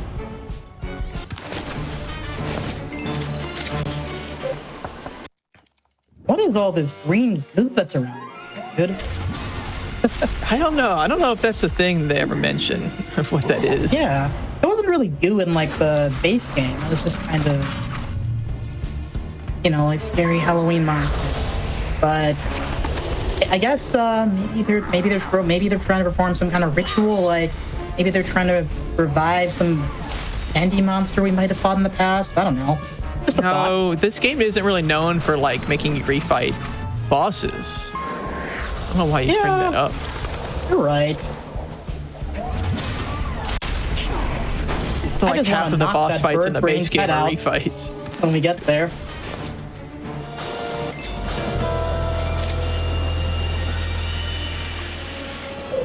Stamp block is not on my side today. I remember like the world record holder said that he literally got like first try scares on like every single fight in like the NG run except for like one, which is like crazy ridiculous. I thought that was going to take a very long time to like ever get that far, but no, but through patience and endurance, someone can do it for sure. Yep, and I'm into the final boss here. So this is Araxia. Araxia is trying to revive our good buddy Big Bones because it's been too long since we've seen him. Fortunately, this fight is not nearly as RNG, especially at level 13, so we don't have to worry about it too much. This is where we get to see the Yeti and the pirate costumes in action in a fight. The Yeti is really important for this fight, actually, because remember the Knight costume, its ability was to shield one person specifically. Knight does that for everybody. So it helps us out a whole lot in this fight, because when Big Bones does get revived, he ends up doing a whole lot of damage. So if we have everybody shielded, then we don't have to worry about that. Yeah, so the game kind of forces you to use Yeti, unfortunately, for the fight, because it's just like the best like chess piece for Big Bones, really. I do like how in this fight, Big Bones just sort of just laying in like a big bathtub, just chilling. He's just chilling. Just hanging out. He just like me for real, actually. Oh yeah, so Araxia can go really good or really bad. In the actual like fast route, we fight him at level 12. And 12, you can beat him, but like it's very like 50-50, I'd say. Like certainly better than Big Bones, but it's not the greatest. Plus shorter run, easier to like get resets on. But yeah, he can definitely kick your butt and target practice you if you're unlucky. Yeah, it's important just to make sure that Yeti stays alive. It's about all that matters. Oh yeah, and when Araxia gets to this like flying here. phase, he's basically invincible, and you just have to do some quick hits on him to get him out. And it also knocks out Big Bones in the process, like so that he can't do his big breath attack. I don't even want to imagine what kind of breath Big Bones has. It's probably smelly. Yeah. Ooh, I'm in an interesting position here. I don't know why this has happened, but I'm about to get hit by Big Bones, and I don't have the Yeti. Oh, I just made a big goof and accidentally put Robot instead of Pumpkin in the front. Oh boy, we're both in tough positions here. Am I gonna survive this? Big Bones about to murder me. Stay alive, Yeti. I lost. Oh, Yeti died. Why did that unfortunately I lost because Araxia on my fight targeted Pirate a lot, and you kind of need the 3 heroes alive in order to like beat him. Because later on, I don't know if you're that far yet, but he can heal if you're not careful. This. Okay. Don't survive Big Bones. Oh, Big Bones is up. I think I'm dead. Well, maybe he'll delay for a turn. Maybe he's nice. I'm literally 1 hit away, and I think I'd just lose. Ah, dude, that sucks. Oh, why did Araxia heal? Stupid bird brain. Yeah, I do lose. No. Like I said, like Araxia can be very divisive. Sometimes he's nice, sometimes he's mean. He jumped up 1 turn early for me, and that was the difference.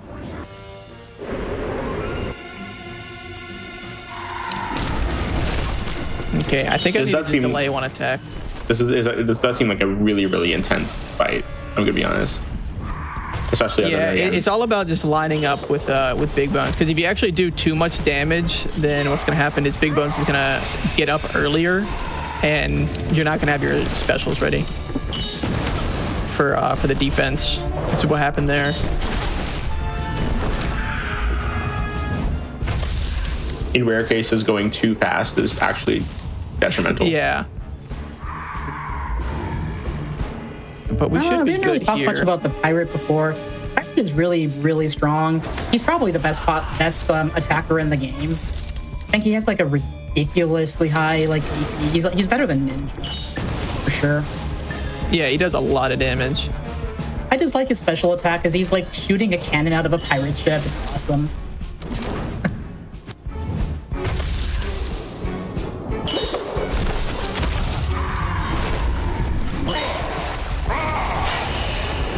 I think I'm starting to think that pumpkin mask I was wearing was a good luck charm. That's why I got all that scare luck before. Yeah, and then you reveal that you're like a human, and now look at what's happening. Yeah, man, I'm washed up. What happened to me?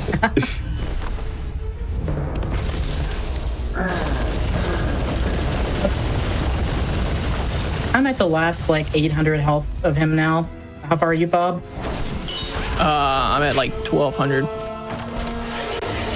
Oh, he's healing.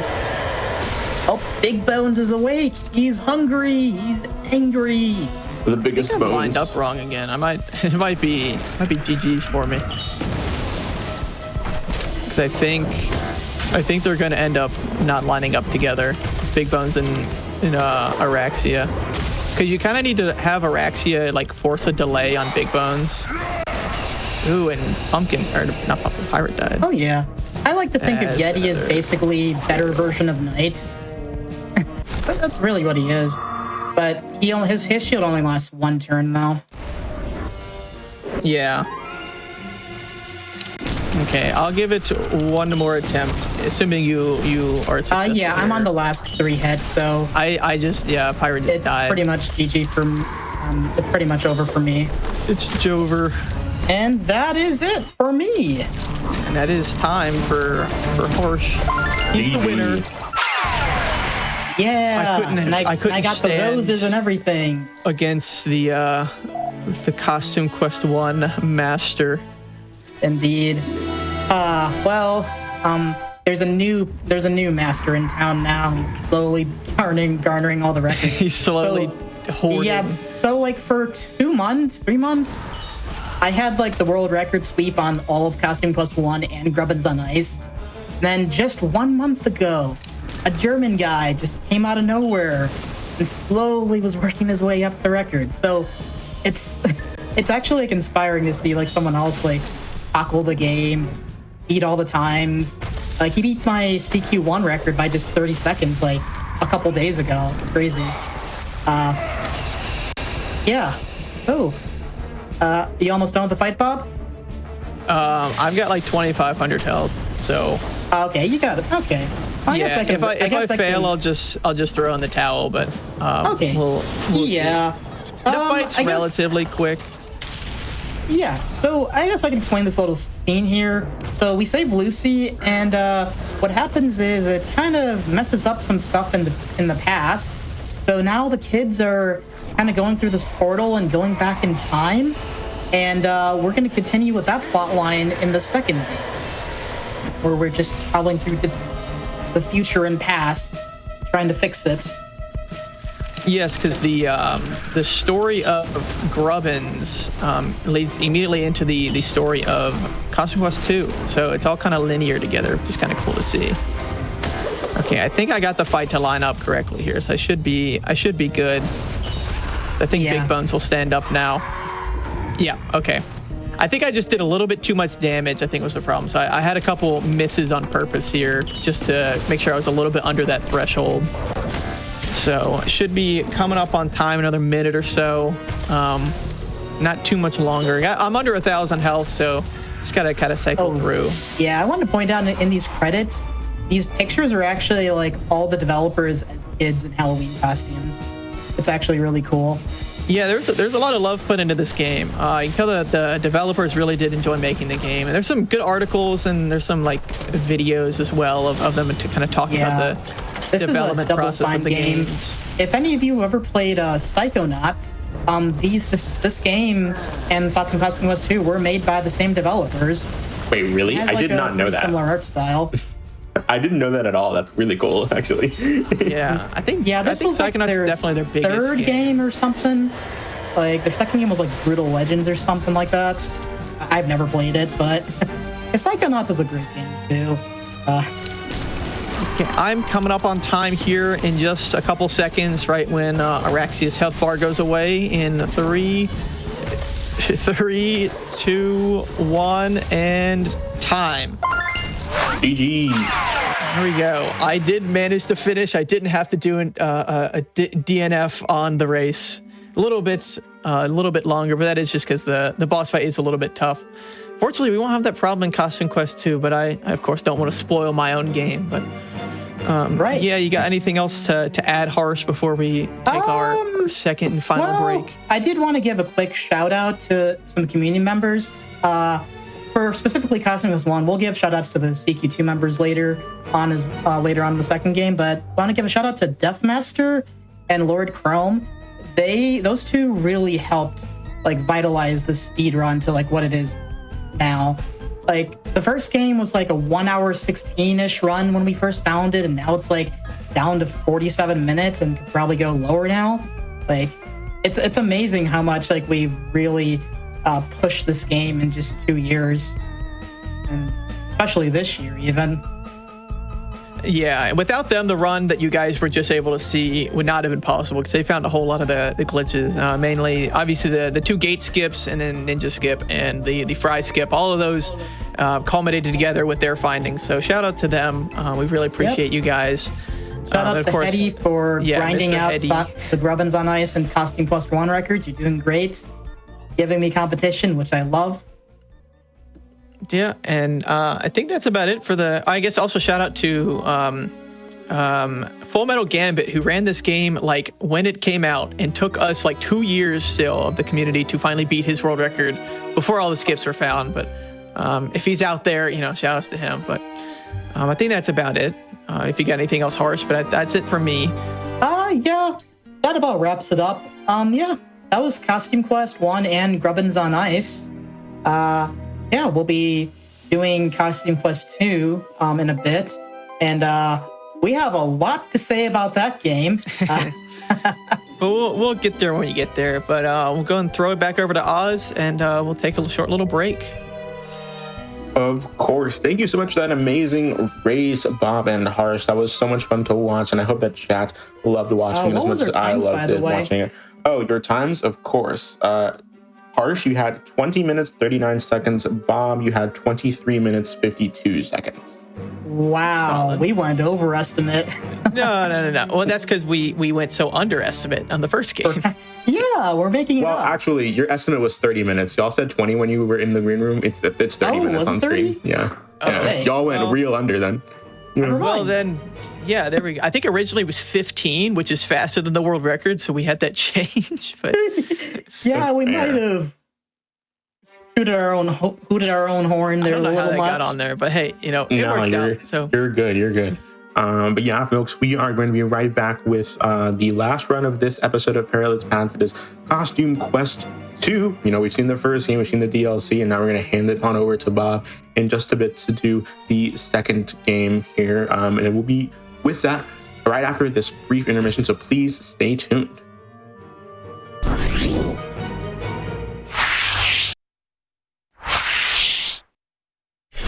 Hello again, everyone.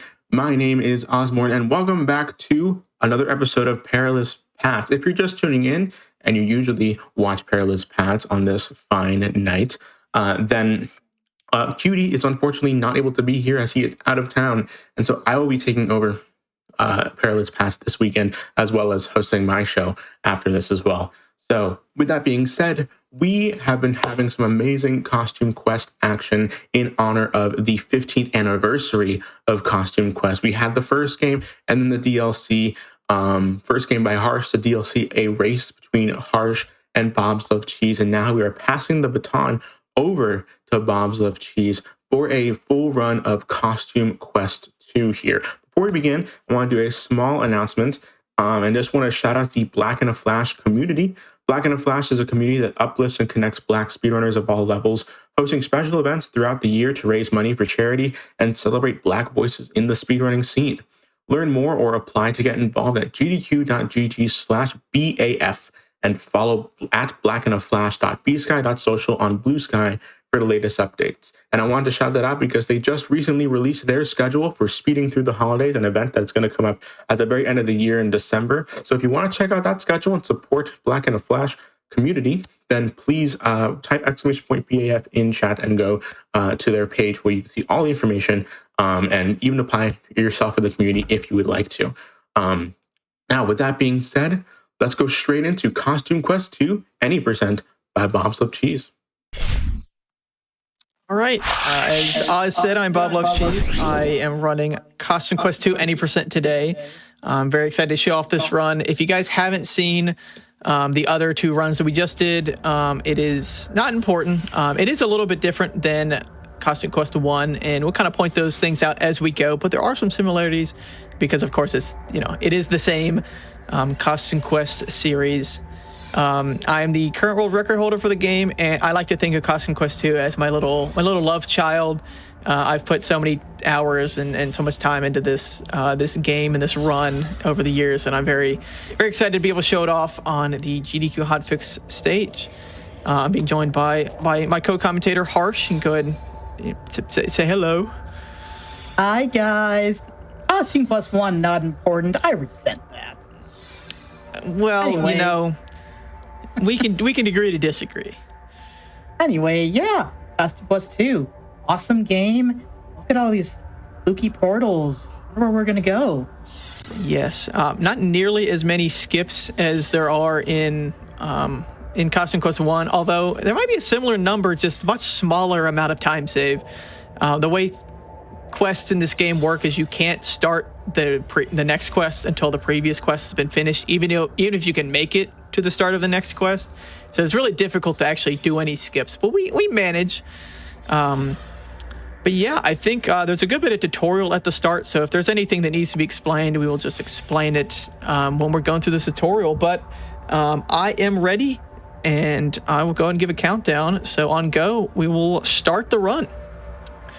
3, 2, 1, and go.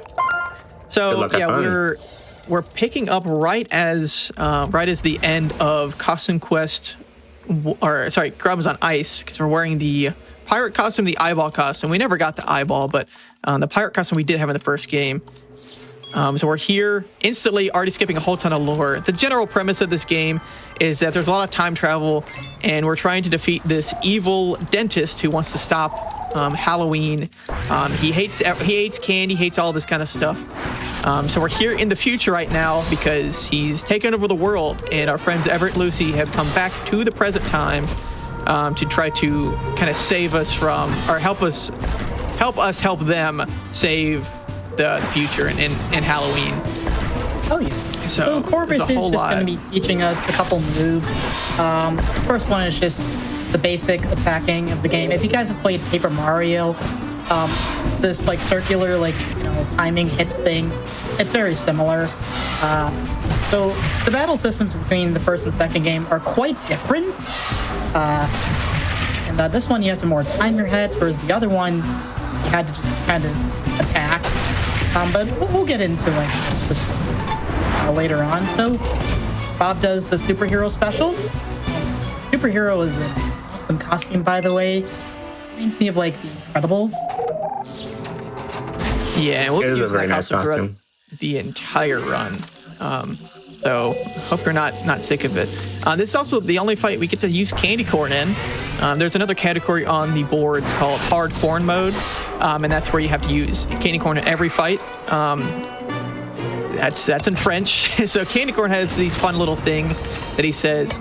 That's the only thing candy corn does. He just sits there. The one benefit of candy corn is that he has a higher chance of getting attacked by enemies. candy corn is registered as a deadly weapon, as he says. A deadly weapon that doesn't do any damage to anybody. But there is an achievement to defeat every fight with candy corn. So let us know if you're a candy corn enjoyer in chat today. Yeah, candy corn. Oh, this is interesting. Okay, so we're actually going to end up getting a faster cycle here.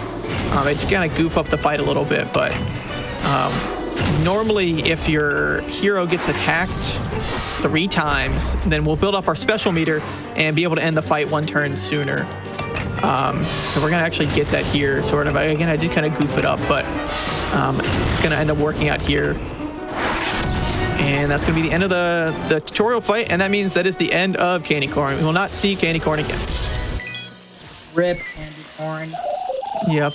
And so now we're in the past. So in the first 5 minutes of the run, we've been in the present, future, and back to the past. So this game takes place in Louisiana. So we're in the French Quarter and the swamps of Louisiana here. We're on swamps. We find alligators. And more importantly, clowns. Because we get the clown costume. So this is Monty's Gator Giddy Up. This is his little gator ranch. And he wants us to help him out by getting the clown costume, and there it is. So just like the first game, several costumes have these overworld abilities, and that's the clowns. It's the honk the clown horn. And we do so much. There's actually an achievement for honking the clown horn 1,000 times. And Bob is going to be doing that in his run, of course. I will not be doing that, actually. I will be actually honking it as few times as I can, pretty much. But the clown horn does a couple things. It kind of moves these gators out of the way. I believe that's the only 2 gators we need to move out of the way. There's that. It can also knock some birds out of the way. Then we'll see those in a little bit. I don't think we actually run into any. But there's also some quests. A lot of people really like or really hate the clown horn. So we're going to come here, and we need to do some quests before we can actually start doing some fights. So we're going to talk to this band, and they want us to drum up a crowd. So we do that by honking our horn at these random passerbys, and they say, "What? That sounds terrible." I'm like, okay, well, if you want music, go watch this band. So we got to do that with 3 of these little pedestrians around. We're also getting some candy as we go. By going to these houses. That's a foolproof marketing. Moving in a particular pattern to specifically avoid hitting a certain trigger. By avoiding some certain line level, we can use that to basically backtrack faster. So anyway, this minigame right here Bob is playing, you basically just have to honk a couple times to the music whenever they get used. Yeah, you only have to do it once per queue, or else they'll yell at you, but... Yeah, but you only have to do it once. So Bob loves the clown noise, so... Yeah, who doesn't, honestly? It's fun sometimes, because, it's a little something you can record. Yeah, just spam the button. We're going to get a lot of that in a minute here, but first we have to get this costume piece. This is the last costume piece we need for this costume. We still need to get the costume pattern, which we're going to backtrack for. But we're going to go run in here, and the thing we got from completing that quest, along with some XP, we also got some music cred, which allows us to come in here and play for Harmonious Minx Jazz Band. And I've honked a couple times, and that's all I need to do, but just for fun. Yeah, in this one, we kind of get our little break early on. A nice little breather before we start getting into intense battling. And I can't even honk here. Is this how you play jazz? This is a nice jazz piece. Yeah, New Orleans is known for its jazz. So we're going to get the reward for this quest is some XP, but we're also going to get $50, which will come into play later. But this whole starting time with these kind of cleanup quests and whatever is to get us ready for the battles. Because in the first game, once you start battles, or once you start fighting at level 1, you don't earn any new abilities. You get some new stamps and whatnot, you get some new costumes, but you don't learn any new battle abilities. In this game, every 3 levels, you get to learn a new ability, but you have to go all the way back to Corvus to do that. So we're pretty much just maxing out what we can do here in the first area. And we're going to be hitting level 3 as quick as possible and doing a couple other cleanup things. And we're also going to be going back to Corvus to get that ability, which we'll talk about in a minute. First, I want to talk about, I'll let Harsh explain it, but we're going to be buying some DLC costumes, if you want to explain that, Harsh. Oh, yes. So, when the game first came out, if you pre-ordered it, you get, I think it was like a code or something that gave you basically 5 costumes. Couple of them, 3 of them are returners from the first game, which were the pumpkin, robot, and unicorn, I think. Unicorn. And then unicorn. there is Eyeballs also eyeball here. from eyeball from Grubbins on Ice, and then for some reason yeah, like the PlayStation mascot. Yeah. I love The Sackboy. devs are friends with the Sackboy devs. I guess think that's it was a PlayStation exclusive, so you're not supposed to get this on PC, but we cheated a little bit. But I'd also like to point out this game came out in 2014, and I did not pre-order this game because in 2014 I was 11. So if anybody out there feels old by that, then you're welcome. Bob, because when it was 2014, I pre-ordered this game. And I got all the costumes. No, I'm on Bob's side here. I'm on Bob's side. I'm also the same age. I was also 11 in 2014. Yep. I cheated.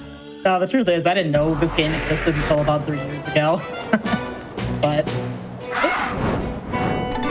part of my life, and part of your childhood and your life.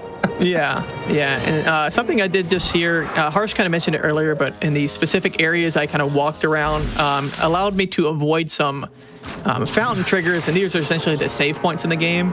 And that meant I could run into that snail enemy, not have to fight him, and then get teleported right back exactly where I wanted to be. This is how we unlock the combos ability. Combos is, normally we just do 1 hit per attack, but combos you get like a second hit that does a little bit less damage, but it does really add up when you can do all this extra damage. So I think at this level it's an extra like 15 damage per hit for every single person in every fight. So it saves a whole lot of time. And now that we're done with that, we are done with the tutorial, so we can actually get to fighting some things. So just like in the first game, in this area at least, you have to go to every single house, no matter if they have candy or if they have an enemy. So you have to go to all 3, or sorry, not all 3, there's like 20, and fight all the enemies there. And then we'll get to unlock the area that takes us to the first boss. You can actually get there early, but unfortunately we do not have the trigger there yet to actually start the fight. So we actually do have to do all of this stuff. One fun thing about these fights here is, as you can see, there's 2 enemies that we're fighting right now. That's random. I think there's 6 different enemy combinations in this area, and you can get any of them. They're all single fights, you can have double fights, or you can have triple fights. Yes, so obviously a single enemy is the fastest. There's also one set of 2 enemies that's almost as fast. It's a little bit slower. Not this combinations, or the different combination, but there's a whole lot of RNG in this game just based purely off of that. Because obviously best RNG would be that you get a single enemy in every single fight in the entire game, but that's obviously there, not. Bob just got a card drop. So cards are kind of like the big mechanic of this game. So Ghost Punch over there, we need that for a quest that we'll be resolving after all these battles. And that quest gives us experience points to get to certain levels so that we can make the threshold for experience.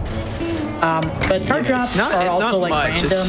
They go under like a pool, I think, of like 5 or 6 cards like per area. This area is like you'll eventually get all the card drops and everything. When you get them. Yeah, but we end up skipping. Oh, never mind. We got it first and second try. Well, we don't need to talk about what happens if we don't. There's nothing to worry about now. Yeah, give a round of applause in chat for that. If you don't get it, like if you don't get them like before a certain point, you basically lose like 40 seconds. Like that. Yeah, because you have to backtrack to where the enemy is, and we don't like doing It's that. not the worst thing in the world if you don't get it.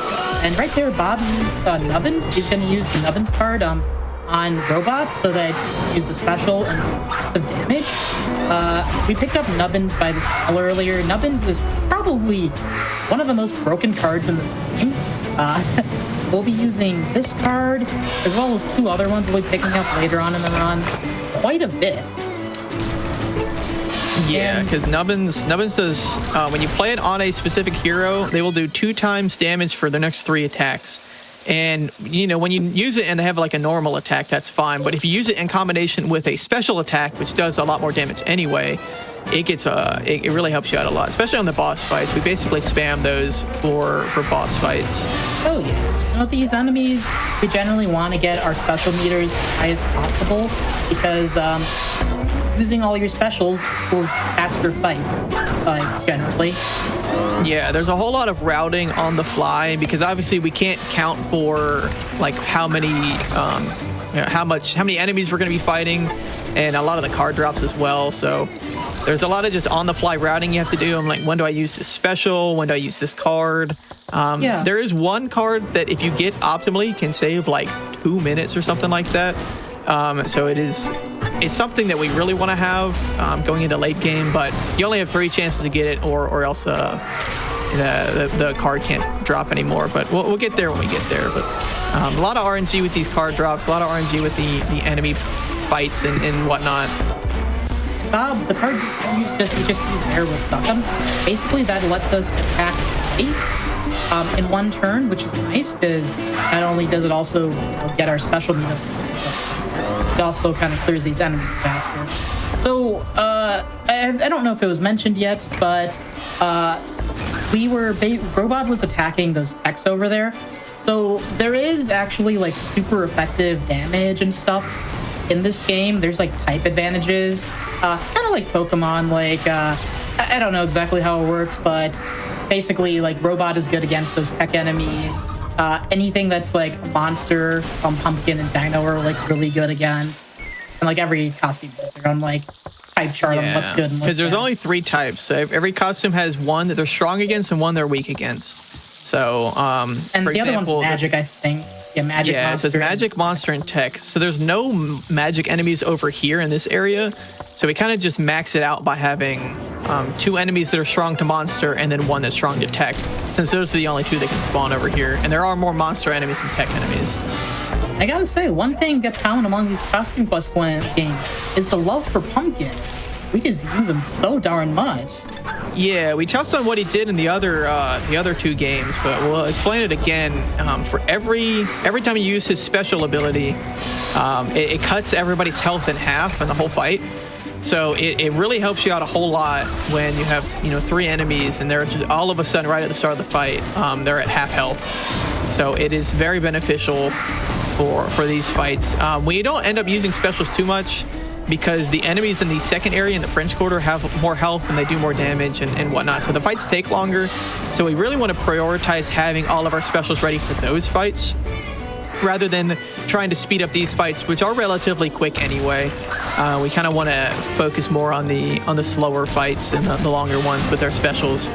So we'll as you can see, the DLC costumes just do so much damage, which is why we get them. So Bob just did the Ghost Munch card quest there.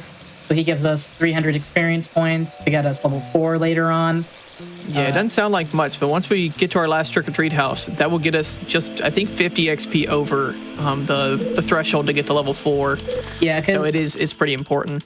Yeah, the DLC costumes are so good, to say the least. Like, if we didn't have Pumpkin or Robot here, we would have to use Clown. And Clown, like, I remember on my casual playthrough, was so terrible. Yeah, we need Clown, and Superhero's definitely not bad. But is, like I said, is not superhero strong to magic, so it wouldn't be strong to any of the monster types over in this area. Yeah. So we use these to help us out. We used to use Pumpkin's been on the route for a long time. Robot is a relatively new addition to the route. I say relatively because it's still been over a year that we've been using them. But that's the French Quarter. Sorry, that's the Bayou trick-or-treating done. We're gonna head up to the French Quarter, which has the enemies with more health. Also, there's less enemy patterns here, so you can't get any single enemy fights. They all are either 2 or 3 enemies, mostly 3, like in this example. So there's a sort of an XP route, or not XP route, a special route that we kind of use. I like to use 2 in the first fight, 1 in the second, and then just try to get them all ready after that, because we do have a boss fight when we're done with this area. So we want to make sure all of our specials are ready to go into that boss fight. So on this first fight, we're going to use quick. like our slot 1 and slot 3 specials with the pumpkin and superhero, just to do, because they do like basically damage to everybody on the field. And on the second fight, we're going to use the middle guy's specials. Yeah, and that worked out pretty well because I got the 2 magic enemies here are going to pair well with me having the superhero special, because it is a little bit of a gamble there of which one we're using. So I did choose correctly. Yeah, it's also important to knock those healers out right away, because you let them live, they will heal. They're not as bad in this game. In the first game, they're pretty bad. They heal a lot more in that game than this game. But still, you want to kind of see how well you can get those guys out of the way as soon as possible. Yeah, I would say overall in this game, the difficulty, they definitely made it a lot more fair, a lot less luck-based, and also just, there's a lot more strategy to this speedrun, unlike the first game, where the first game's more about glitches and some risky stuff. This one's more flexible with, you get to strategize. If, like, you don't get certain card drops, or if you're in, like, a bad situation, there's usually a solution around it. And you a lot can of always this figure is something out, whether or not it's slow, but you can always get there. Yeah, there's always like something else you can do if this. To some, like that's why I like playing and running this game a lot, because it's just every run just feels so different every time. Boy, Robot's quite low health right now. It'll be fine. Yeah. The important part about this fight is getting all your specials back. So I'm not too worried about that. If he does die, he'll fill up his special meter, because you get your special meter filled both by attacking and by defending. And his is full now anyway. So the middle special is not as important to get full, because you don't use it in this fight. You don't use it in this next boss fight. Use it in the boss fight after. Yeah. But we'll I guess get there. The other thing to mention is superhero to be full here. Yeah, I guess the other thing to mention is, like, so unlike the first game, you don't get automatically healed after every battle. You have to actually, you can spend candy to heal in the overworld, or you can talk to fountains. So there's also, like, a little bit of, like, strategy to that, in that you can heal in the overworld, but you don't want to, like, use too much candy, because we do have a bit of a candy route to cards later on. So that's the final fight in French Quarters, which is nice. Now we're going to head over to this area to visit this kid named Oral. Basically, his mom Oral doesn't... White, I'll point out, and he's a dentist. He's a dentist, yeah. Basically, he doesn't... his mom doesn't want him to go trick-or-treating, and then that kind of made him hate trick-or-treating and Halloween in general. So he steals the candy from us. We get it back, and then we go take it to Lil Bones, who is the one that's going to take us to this island. Because this is how we're stopping the evil dentist. Is he gets this talisman through this that opens this portal that gets all these monsters in. So if we can go to this island, we can get there before he does. We can stop him. And this little guy is the Big Bones of the past. Back when he was actually nice. Still likes candy. So anyway, entering the first boss fight. Very quick, so explain quickly, Harsh.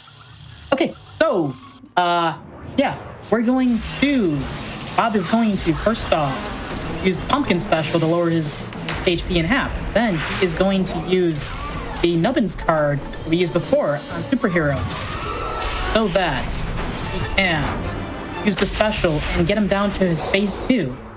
So his special does quite a bit of damage over here. Just also kill the clock enemy or kill the other guy at the same time really fast as a result. And we kill the clock, and then we kill Chronoculus. We cannot kill Chronoculus without killing the clock. Yeah, and the clock's important, because if he's holding it for long enough, then he will just heal himself back up to full health. Yep. So we want to make sure we get that done. With a whoops hit, and we get the Frostbites card from defeating Dorsilla. We'll be using Frostbites later on. So Bob is going to run into an enemy really quick here, and we're going to run away so that we can teleport back to the beginning of the stage like before. Yeah, fun fact, I found out about this teleporting thing on accident. I did it once on accident. I just happened to avoid the triggers. I'm like, that could be fast. Anyway, we go back in the past. We ended up failing. So we wanted to go back to Everett and Lucy to see what was going on, and then they got overwhelmed by the dental drones, and then the dental drones captured us and took us to this dental boarding school. Which now is Yoda is teaching us the importance of brushing your teeth. Yes. These guys look a lot like Metzel. They're the same race. We don't really know what the race of this this character is called. It's probably somewhere. Death might know. Death knows everything. Sorry, the speedrunner Death, not just the concept of death. I should specify. Death Master 001. Yes, the speedrunner person. So yeah, this is a bit of a slow area. We're trying to get out of. So we got kicked out of class and sent to detention, and then then we're in detention. Say, hey, we need to use the bathroom. And this little robot thing scans us. Said, no, you don't. You don't need to go to the bathroom. And then the teacher says, actually, I need to go to the bathroom. Don't go anywhere. And so then, of course, as soon as the teacher leaves, we run off. And we get joined by Haley, who's actually the daughter of Everett and Lucy. Because they get married in the future, they have a daughter, and she also had been thrown into detention. So happy ending for those. Yeah, good for them. But she tells us that she had her costume that had been confiscated from her, and we need to get those costume pieces back. And this is my favorite costume in all of the Costume Quest series. It is Thomas Jefferson. Who doesn't like Thomas Jefferson? The third president? Whoa. Yes, and he has a overworld ability called diplomacy. So he can essentially talk to different people with diplomacy, and they'll do what he wants. So that guy was in the way. I forgot. I don't think that's how diplomacy works. But you know what? Don't worry about it. I'm not gonna think about it. Diplomacy, brainwashing. What's the difference? Yeah, no, it works. He talks to them in such a nice voice with such nice vocabulary. Have you ever tried showing someone the Declaration of Independence and suddenly they'll just agree with everything you say? Principal Bojan.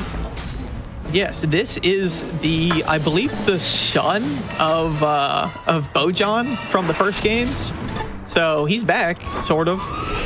It's either the son or like the nephew or something. I don't remember. Yeah. But he's back. I'd also like to point out something here that I find really funny, which will maybe become relevant in a couple seconds. When you normally defeat a boss fight, a cutscene will play and they'll kind of like crumble away, like, oh, you defeated me, I'm so hurt, blah, blah, blah. And usually no boss fights disappear. If an enemy disappears, it means they died. And I'm just gonna point that out, for no particular reason, just for fun. Maybe watch what happens when we defeat Bojem, just as a heads up. I'll just point that out. But no, it's not relevant. Are you about to murder this is kind Bojem? of a boring fight. Yeah, it's kind of a boring fight because we kind of just spam normal hits. We do get to use Pumpkin's ability twice.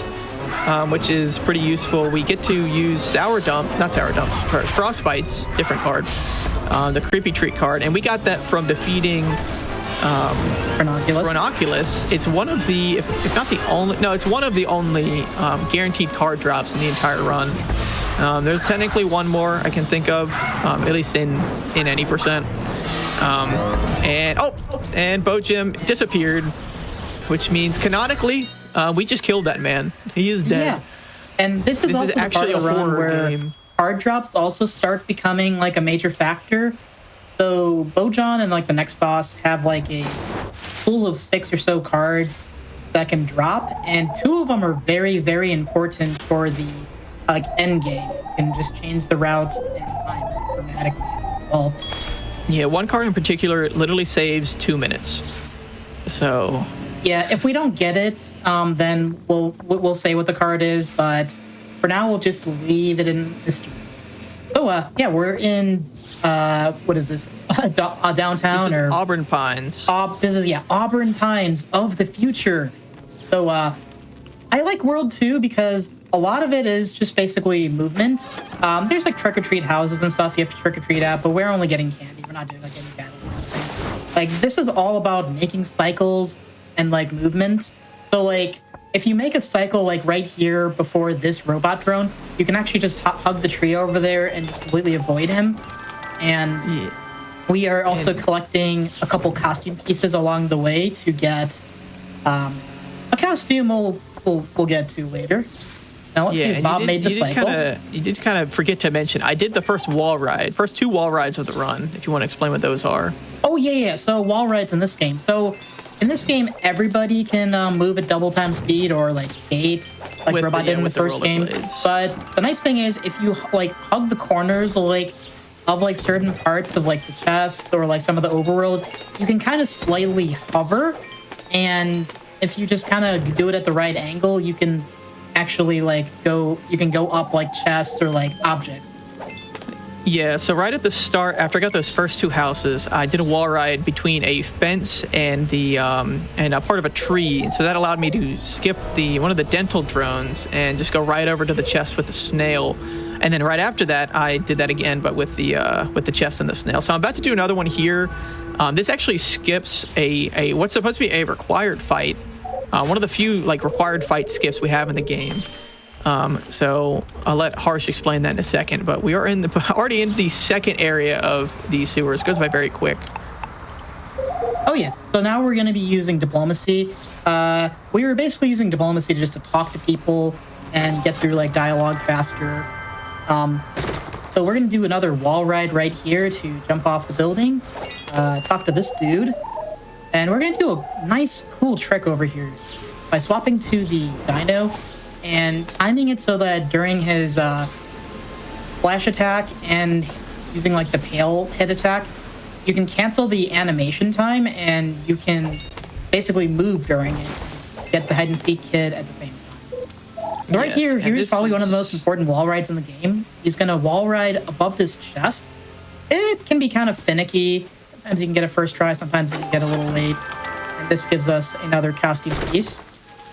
This lets us skip a mole fight, which used to be in the run, but that fight took forever, so now we don't. Yeah, it's like a minute long or something.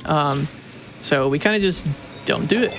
You're supposed to, before you're able to open the chest, you're supposed to have to fight that mole, and the only way you can get there is by either getting on top of it or behind it on the left side. So if you like get on top and fall off, you can open the chest. But if you fall off on the left side, there's no way to get out of there without getting caught by the mole. So if it's kind of finicky, but if you hold on and kind of stay on top of the chest, then that'll allow you to kind of stay there and get the chest without falling off. So we just got the mummy costume over there. Done with East Side. Yeah, mummy costume we'll be using in the overworld to glide across some ropes a few times. We're not going to be using them in the fighting, but it's a shame because the special is pretty cool. Now we're going to the final area of the second world. So we got to do.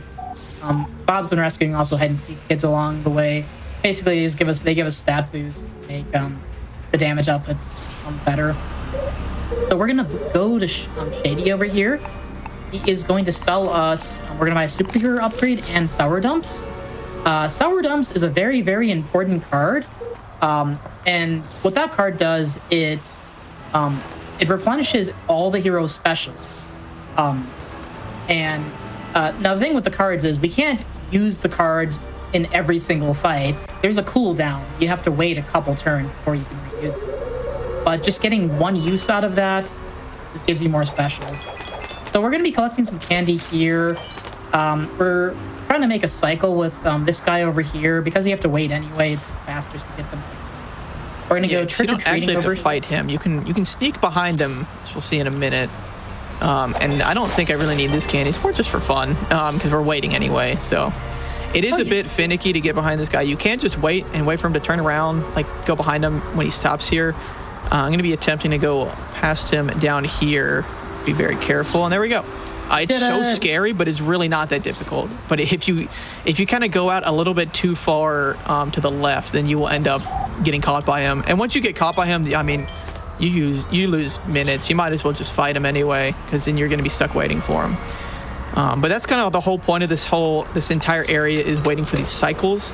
But we're done with that because we're going to do another wall ride in here in a minute to kind of just avoid going back over to that other side.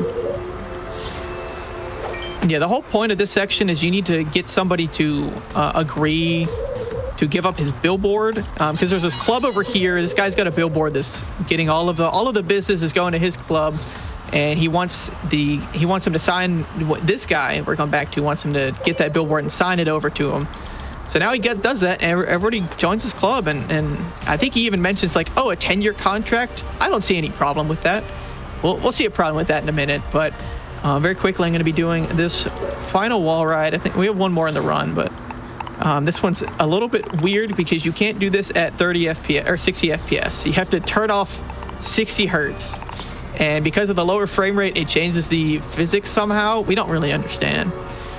But then we talk to this last guy, and we can see why that guy gave up his billboard so easily.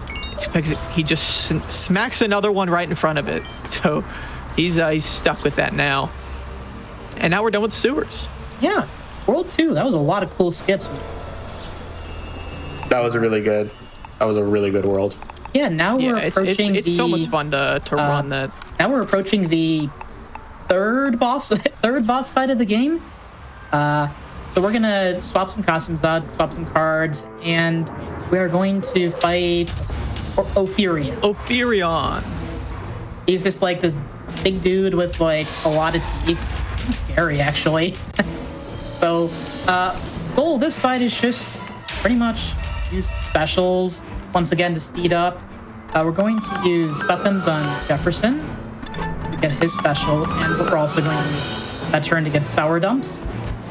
So that we can we want to make sure. Right here, there's a lot of special routing that's going on. It's kind of hard to tell what exactly we're using this for, but we're not going to use superhero special because if we use it now, this fight's going to go by too quickly. And then the next fight, I guess there's one more fight and then a boss fight. Ooh, I did not dodge that attack. Did a lot of damage. Yeah, I definitely pressed the button. I promise. But yeah, we're going to be conserving superhero special for the next fight. Because after this boss fight, we don't really have much like fights in between the next boss fight. So we want to conserve our specials, and we're not going to have like our cards for a while either. But yeah, this is I'd say this is kind of just a long fight. There's really much to it. I love the futuristic city. Yeah, I definitely think the fights in this game have a lot cooler settings. I guess I do really enjoy the setting of this particular fight. He's giving Mojo Jojo this boss right now. I'm not gonna lie. But yeah, he's pretty cool. There's also, we kind of talked about the abilities earlier. We don't get any other abilities from Corvus, but there is one for counters. This guy is really easy to see who he's about to attack. He literally says it. But if you counter his abilities, his armor on his body will start to fall off. And he starts to like scream and cry and stuff. It's kind of funny to see him wailing away. But we're getting close to cleaning up this fight here. We got a okay, Pumpkin's probably gonna die here, but that's fine. He'll get a little bit of, yeah, that's all right. It literally loses no time because we're just gonna finish up the fight here. Good, Pumpkin. Yeah, good work, Pumpkin. I'm proud of you for surviving after I missed a block. See, he gets the thing. No, that used to be a really important card, but not anymore. Darn. Well, luckily for us, there is one more good opportunity to get the card that we want. So we're obviously going to be getting in the next fight. So no worries. Yeah.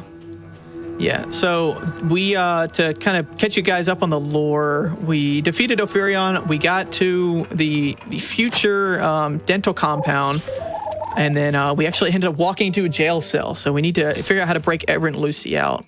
But I'm about to be doing probably the hardest skip in the run, so I'm going to let Harsh kind of explain while I try to focus in on that. Yeah, so this is another cycle we have to make. First off, we're going to get some costume quest pieces. There is a snail that's coming up that we are going to try to skip. Bob is just going to go through this cycle, and by just kind of like walking slowly with like the wizard costume and like spamming like the menu and just timing it, just at the point where the snail is about to turn. Oh my god, right that was there. so close. Wow, that was I was sick. scared. So that was scuffed. Yeah, at the exact frame that snail is about to turn, that is when we unpause the game and just like pretty much YOLO and go left. And we're gonna buy the final upgrade of the game right there, Jefferson upgrade. It'll do a lot of damage. Not gonna lie, that scared me. Yeah, because the way that fight, or not that fight, that skip works is you have to pause buffer. I started pause buffering too late, and then when he did turn, I pause buffered one more time, so I had even less time to turn. But it ended up working out fine, so no worries really there. impressive. Claps in chat for that, please. Yeah, there is a faster cycle I can do on that actually, because I only got one costume piece before I went over to the snail. You can actually get both costume pieces if you're fast enough, and then just barely make it. You essentially get there, and then you pause buffer once or twice, and he's already turning around. Yeah. And we switched to wizard in this fight because we get the second guy low enough HP that wizard splash damage actually knocks him out. So slightly faster to use wizard for this one scenario. It's useful, and we're gonna get Jefferson is almost gonna have a special ready. Fortunately, he doesn't need to have it ready for this boss fight, so it doesn't matter if it's ready or not. And we're all ready for next boss fight. Let me just do a little bit of setup, get my cards ready, and there we go. So we broke that TV screen. That's going to let Everett and Lucy out, but it's also going to let a little bit of an old friend here out, Chronoculus. And just like the first game, he's back, but he kind of sucks now. So we're going to do our best to get through this fight as quickly as possible by using a combination of our specials, nubbins, and the pumpkin special. He also has an ability called Time Freeze, which we actually didn't get to see in the first fight because we beat him so fast. He didn't have a chance to use it.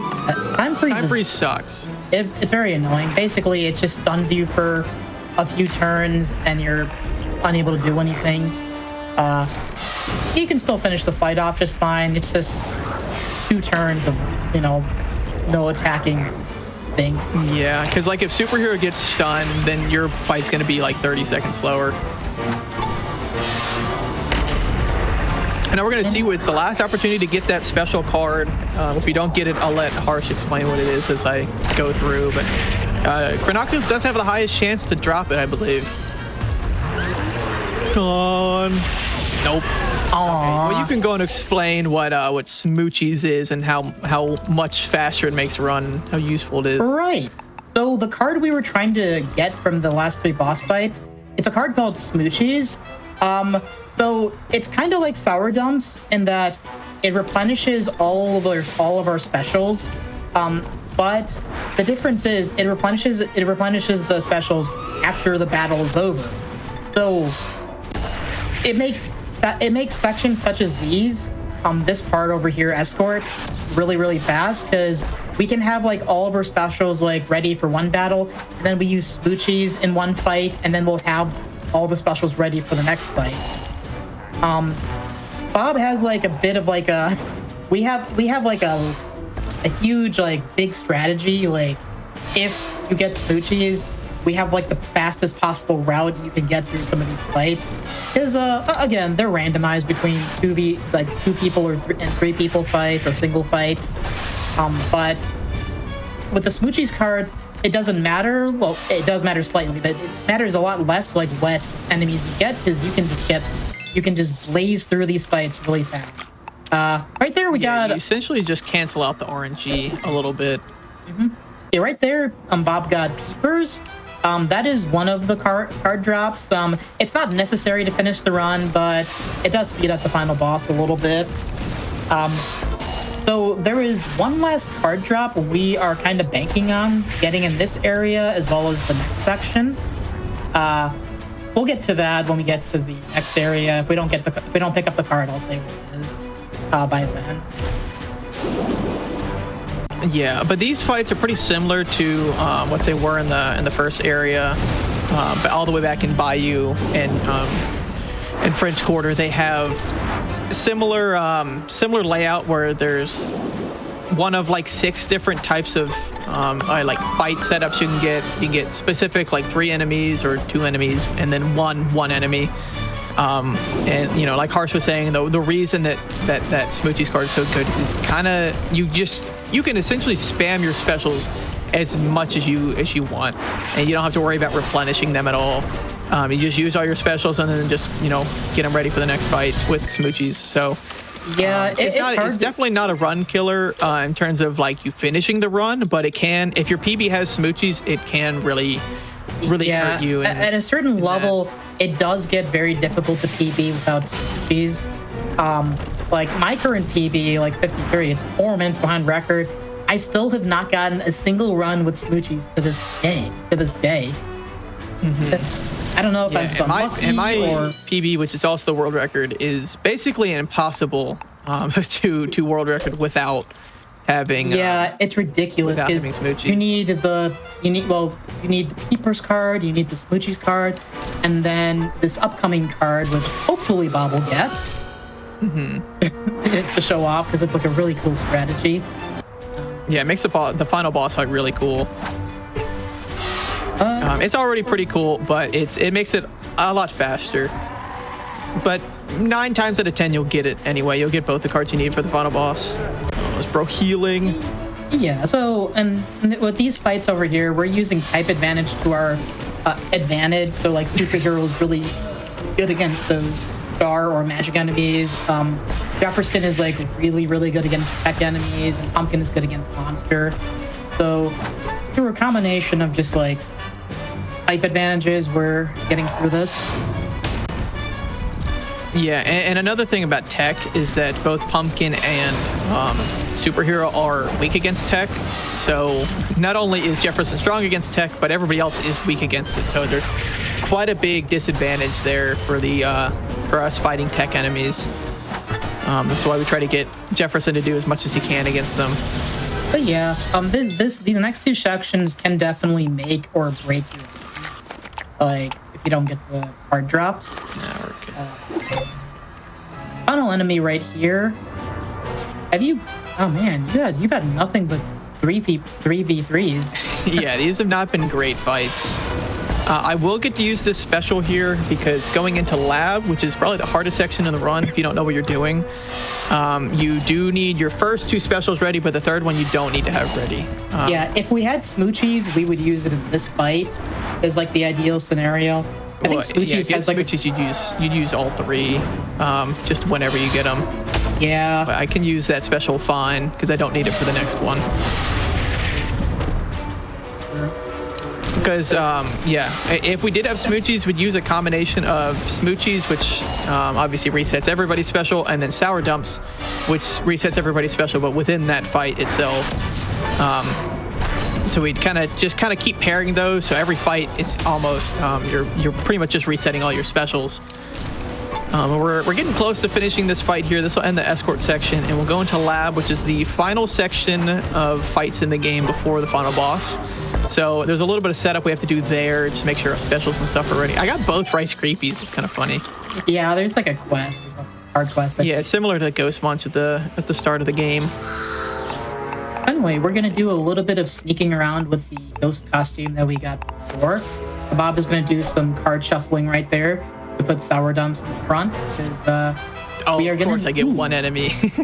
Yeah, so we have also a setup. We have like a setup for lab also. There's a couple different scenarios here, but ideally we want 2 ducks or 2 or 3 ducks in this fight so that... It's not that you want more enemies in this fight. It's more that like getting a single enemy is kind of useless here because this fight's really fast anyway. It is a bit unfortunate that this is the fight I get 1 enemy because it's really not any faster than if I get 2 or 3. Yeah, we used a combination of Pumpkin Special and Superhero Special because they basically damage everyone.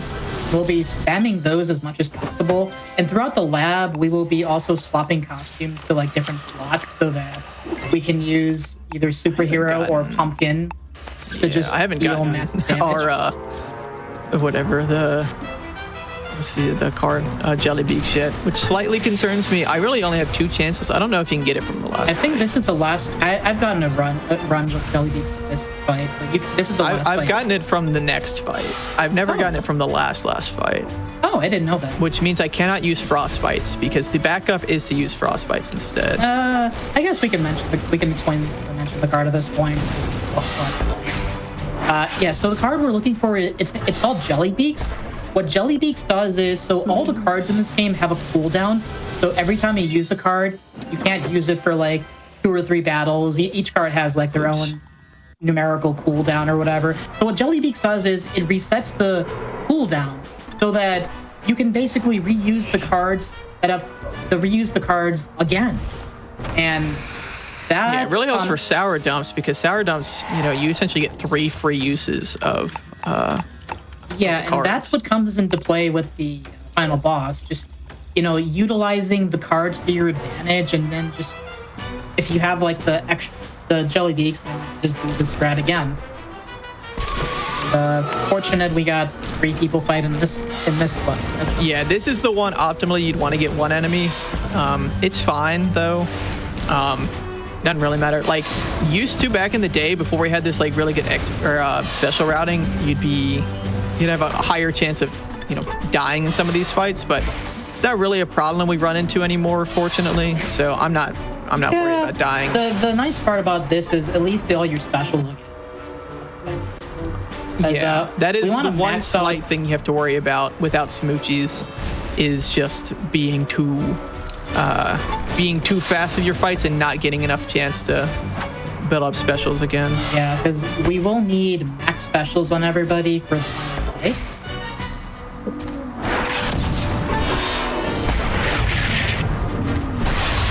I'm slightly worried about the superhero special, but okay, she got hit here. That's okay. I might do some whoops attacks just to get her an extra hit in.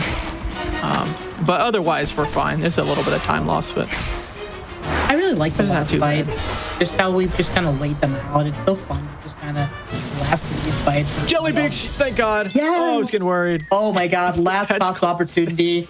That is awesome. That is really good. Let's go. That means we're gonna have a really fast final boss. So we got the hot dog costume from that, from the end of that piece. The hot dog we actually get to use in one fight. It's like a Cerberus dragon thing. Yeah, it's pretty like cool. It's so funny. He does splash damage. And we need him to lure that guy over here. He's like the one required costume. But hey, variety. So this is like another fight where if you had like the smoochies or whatever, card, like you would have like the ideal special route and everything. You could just heal up after this route, this fight for smoochies. Yeah, because you'd have extra whatever you'd like these specials that we have here that are available. We'd be able to use them in this fight. Yeah, it'd speed this up. As long as you use smoochies once, you're good. The moral of the story here is specials are very good. Use them. Yeah, pretty optimal. Superhero's gonna be slightly low. Please hit superhero and just make this quick. That's unfortunate. Okay, I got a backup though. We'll be fine. Honestly, I could bank on. Okay, we almost had. If I had just been slightly slower on this fight. Okay, I know the backup, so no need to worry. Don't fret, chat. We're gonna be okay. I can see. I can sense everybody at home watching. Right. Oh yeah, and we have this guy. Oh, this is my favorite thing in the game. Parse knows what I'm talking about. We'll get to that in a second here. Yeah. So now we went back to. Is it the past? This is the past. This is the. Well, we're in the future. We're about to go to the past. Time travel, man. It's so confusing. So we're going to follow Future Doctor White. Yeah, Future Dr. White. Oh, look, a single enemy. So useless. And yeah, because we didn't get the ideals like set up before, we're just gonna use this guy to replenish our specials for the final boss. Honestly, I might just kill this guy for the XP. No, he's gonna heal. Why not? I don't think it matters, but That's okay. We get more hot dog action. That's Who okay. doesn't love hot dog? I love hot dogs. Who doesn't love hot dogs? Especially when a hot dog it's looks like that. wiggling its tail too. Do you see that? He's so cute. And then he rolls over after Exactly. you win the fight. Yeah, that's just my dog. My dog also has 3 heads. Don't think about it. You know what? That's After normal, talking to I think. Dr. White, so you see that skeleton over there? Pay attention to it. Yeah, the we're gonna- skeleton on the bottom right.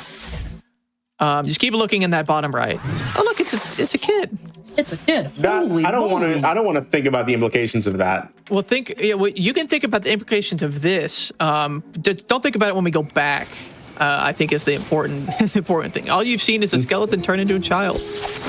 Yeah, so right here we're going to use the wizard to get some footprints because we're trying to locate Kid Oral. Bring him back to the future. What we learned from Dr. White is that confront to get into his secret compound, the secret warehouse, he used a retina scan. And so we're like, how do we get a retina scan of Dr. White? It's like, well, why don't we just go to find the child Dr. White? We already found him. And now we get to look at our friend again. Look in the bottom right. Bye, friend. Bye. Oh, God, he's dead. No, he's fine. Dead. That's not him. That's just a skull someone put there. You know what I mean? Yeah, that just happened to be there. It is funny that the kid's in a skeleton costume. It's just small little bits of humor like that are kind of sprinkled all throughout the game. That's why I love playing this game so much. And now here's our kind of like nice little breather before the final boss. I kind of like the warehouse. It's like this is a pretty big section because this is like Dr. White's secret warehouse. What does he have in here? A bunch of Halloween Paper cutouts, houses. That he can trick or treat at. And also a bunch of references to like Costume Quest 1. There's like a couple of the costumes are over here in the it's also really sad. We'll get to it in a second after this next house. But you can see his house, like the one we've recognized from the bayou. And his mom is a cardboard cutout. You can see it right there. His mom is a cardboard cutout. And in his like fantasy land of Halloween and trick-or-treating, his mom says stuff like, "Oh, I'm so proud of you, Oral. I love you." It's like, what a messed up child. And there's Raz over there, by the way. Shout out to Psychonauts. Yeah, so Dr. White, we're kind of learning he might not actually be evil. He might have just been traumatized by his mother. Yeah. You know, he has a very valid reason for becoming evil. And not getting to celebrate Halloween sucks. I would turn into an evil ruler. You would enslave a whole race of people and make them do your bidding. Oh, I mean, Dr. White's a good guy. He's just trying to get people to brush their teeth. Smell of that. Are you really pulling the like he's not evil, he's just misunderstood card right now? Exactly. Okay. And off to the final boss. This is really cool. Unlike Big Bones, this is like always 100% consistent, and it's just really fast. So it's just cool to see the routing. Harsh can kind of explain what I'm doing as I go through. Oh yeah. So we're gonna start off by using the pumpkin special to damage everyone, and we're gonna use peepers on Jefferson so that we can do massive damage. Yeah, almost 800 damage in one hit is insane. Yeah. So that's just the first turn. We're doing a lot of damage. And then second turn, we're going to be taking out hit one of his picks. And then Superhero Special will finish off like the pick, and Jefferson will finish off final pick. That's one of those cases where I don't know if we explained amazing hits or anything yet, but amazings are just basically small little bones. So after that phase, we're going to use Sour Dumps to regenerate everyone's specials. We're going to use Jelly Beaks right there to replenish our cards so that we can use them again. Yes, we get a second use of Peepers and Sour Dumps. So without that, we would have had to use a Frostbites, which is just like the single special replenisher, which is not the greatest. All right. Definitely. Now in this phase, we're going to be doing the same thing we did before. Special spamming with Pumpkin and Superhero, and then finishing off with Jefferson to get rid of his blasters. And then, since we have like extra specials left over, now we're gonna just finish off Dr. White with and specials. time's coming up here in the next probably 10-15 seconds here. It's on once the fade out after defeating Dr. White is when time will be. So we're gonna get one more hit here and then one more special. We're almost done. And then on the fade out here is time. So 3, 2, 1, and time. And that is Costume Quest 2, 80%. Pretty happy with that. And what's cool is after you beat the game, you skip through all these cutscenes and stuff. You get to wake up you're back in Auburn Pines, and you get to talk to everybody you've met along the way. If you talk to Dr. White, he's like, or we ask him if he's still evil. He's like, no, I love Halloween. It brings in more kids because of course, more kids eating candy means more cavities. This means more business for him. So he's actually a good guy now. But a lot of the people we met along the way are here. Here's Harmonious Mink. Everybody loves him. Monty's over here somewhere with his gator. So yeah, just a bunch of cool stuff. A lot of references to the first and second game here. Yeah, like there's Drusilla right there and her brother or something. Dorian, I think is his name. Yeah. There's Clovervis and Shady. And yeah, it's just it's a cool little end credits area. They definitely put a lot of time into this. It's like a nice interactive credits. I kind of like those. It's very nice. I love those a lot. Yeah, so this is a pretty cool area, but that is the Costume Quest series. We've shown you all there is. I'll shout out a couple things. Obviously, we talked about Lord Chrome and Deathmaster, two big glitch hunters in the community. Mr. Hetty, new runner, and his brother Xenix, I think. I forget. Xenix, yeah. Xenix. Shout outs to them. Shout outs to the and then everybody else in the community. Echo Tree, who is a newish runner. She's been running the game since about this time last year, I think, or maybe it's earlier this year. Yeah, it was at the beginning or something, but yeah, she's running a couple other events, Flame Fatales. I've helped her commentate for some other stuff too. So just shout outs to everybody. I think that's probably about it. If you guys are at all interested in playing any of these games, they're pretty cheap. You could also probably find them on sale rather often. I know for the Steam summer. They're probably on sale right now because it's like Halloween. But yeah, these are like really, really fun games casually if you've never played them. Especially if you like basically Paper Mario Light. Like, it's like super nice and cute. And they're short enough. You can beat in under 10 hours, I'd say. Yeah, it's a good time. If you guys are at all interested in speedrunning the game, you can find our Discord on the speedrun.com page for any of the games, Costume Quest 1, Grubbins on Ice, or Costume Quest 2. We have a lot of resources. There's an 80% tutorial for both the games, or I guess all three of the runs. There's a lot of resources on just how to do different things, on a lot of the stats and stuff we have behind the scenes, a lot of the routes. A lot of different guides. We try to do our best to help out new community members as well. So if you guys want to join the Discord and ask any questions, people are there to help you out. We're all friends here. I like to think. Yeah. And my last shout out is, of course, to Harsh. Thank you for helping me, obviously motivating me to play this game, but also, helping showcase the series that I put so much time into. So I really appreciate you being around and being a good friend. So that's been all Bob. I got. Harsh, if you got anything else to say, you can go and give your shout outs or good Yeah, just thank you, Bob, for being here with me. We went through Costume Quest 1 and 2 together. And it was like really fun just kind of seeing the evolution of the games. Not even in just the stream necessarily, just in general, just from what we brought it from before to after all the new strats. Like, it's been so fun, like, routing this game over the last couple years, making tutorials, changing routes.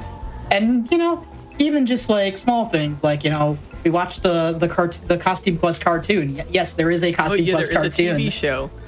TV show, yes. It's on Amazon Prime. It's really, really fun. If you played the Costume Quest games, it is like a treat to watch. Just to see all the little references, cute gags here and there.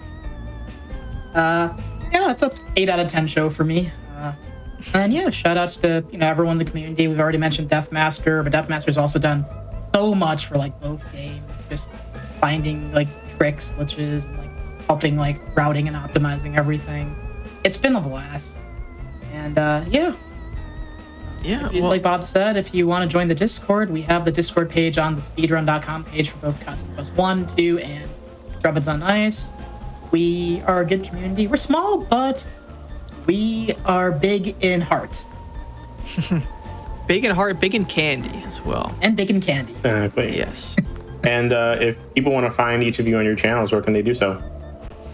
Yeah, I'm just Bob Loves Cheese, just like you see it on the screen there on Twitch and on YouTube. I really only post my PBs, but you know, I'll probably be posting some tutorials there as well. I stream very occasionally, I'll admit, but you can go follow me there as well. Yep, and then you can find me on Twitch with Harsh ESC, like the escape key, and on YouTube I'm just Harsh. I basically just upload speedrun VODs usually. Sometimes I do other fun stuff from time to time, but yeah, I definitely interact a lot with the community, I'd say.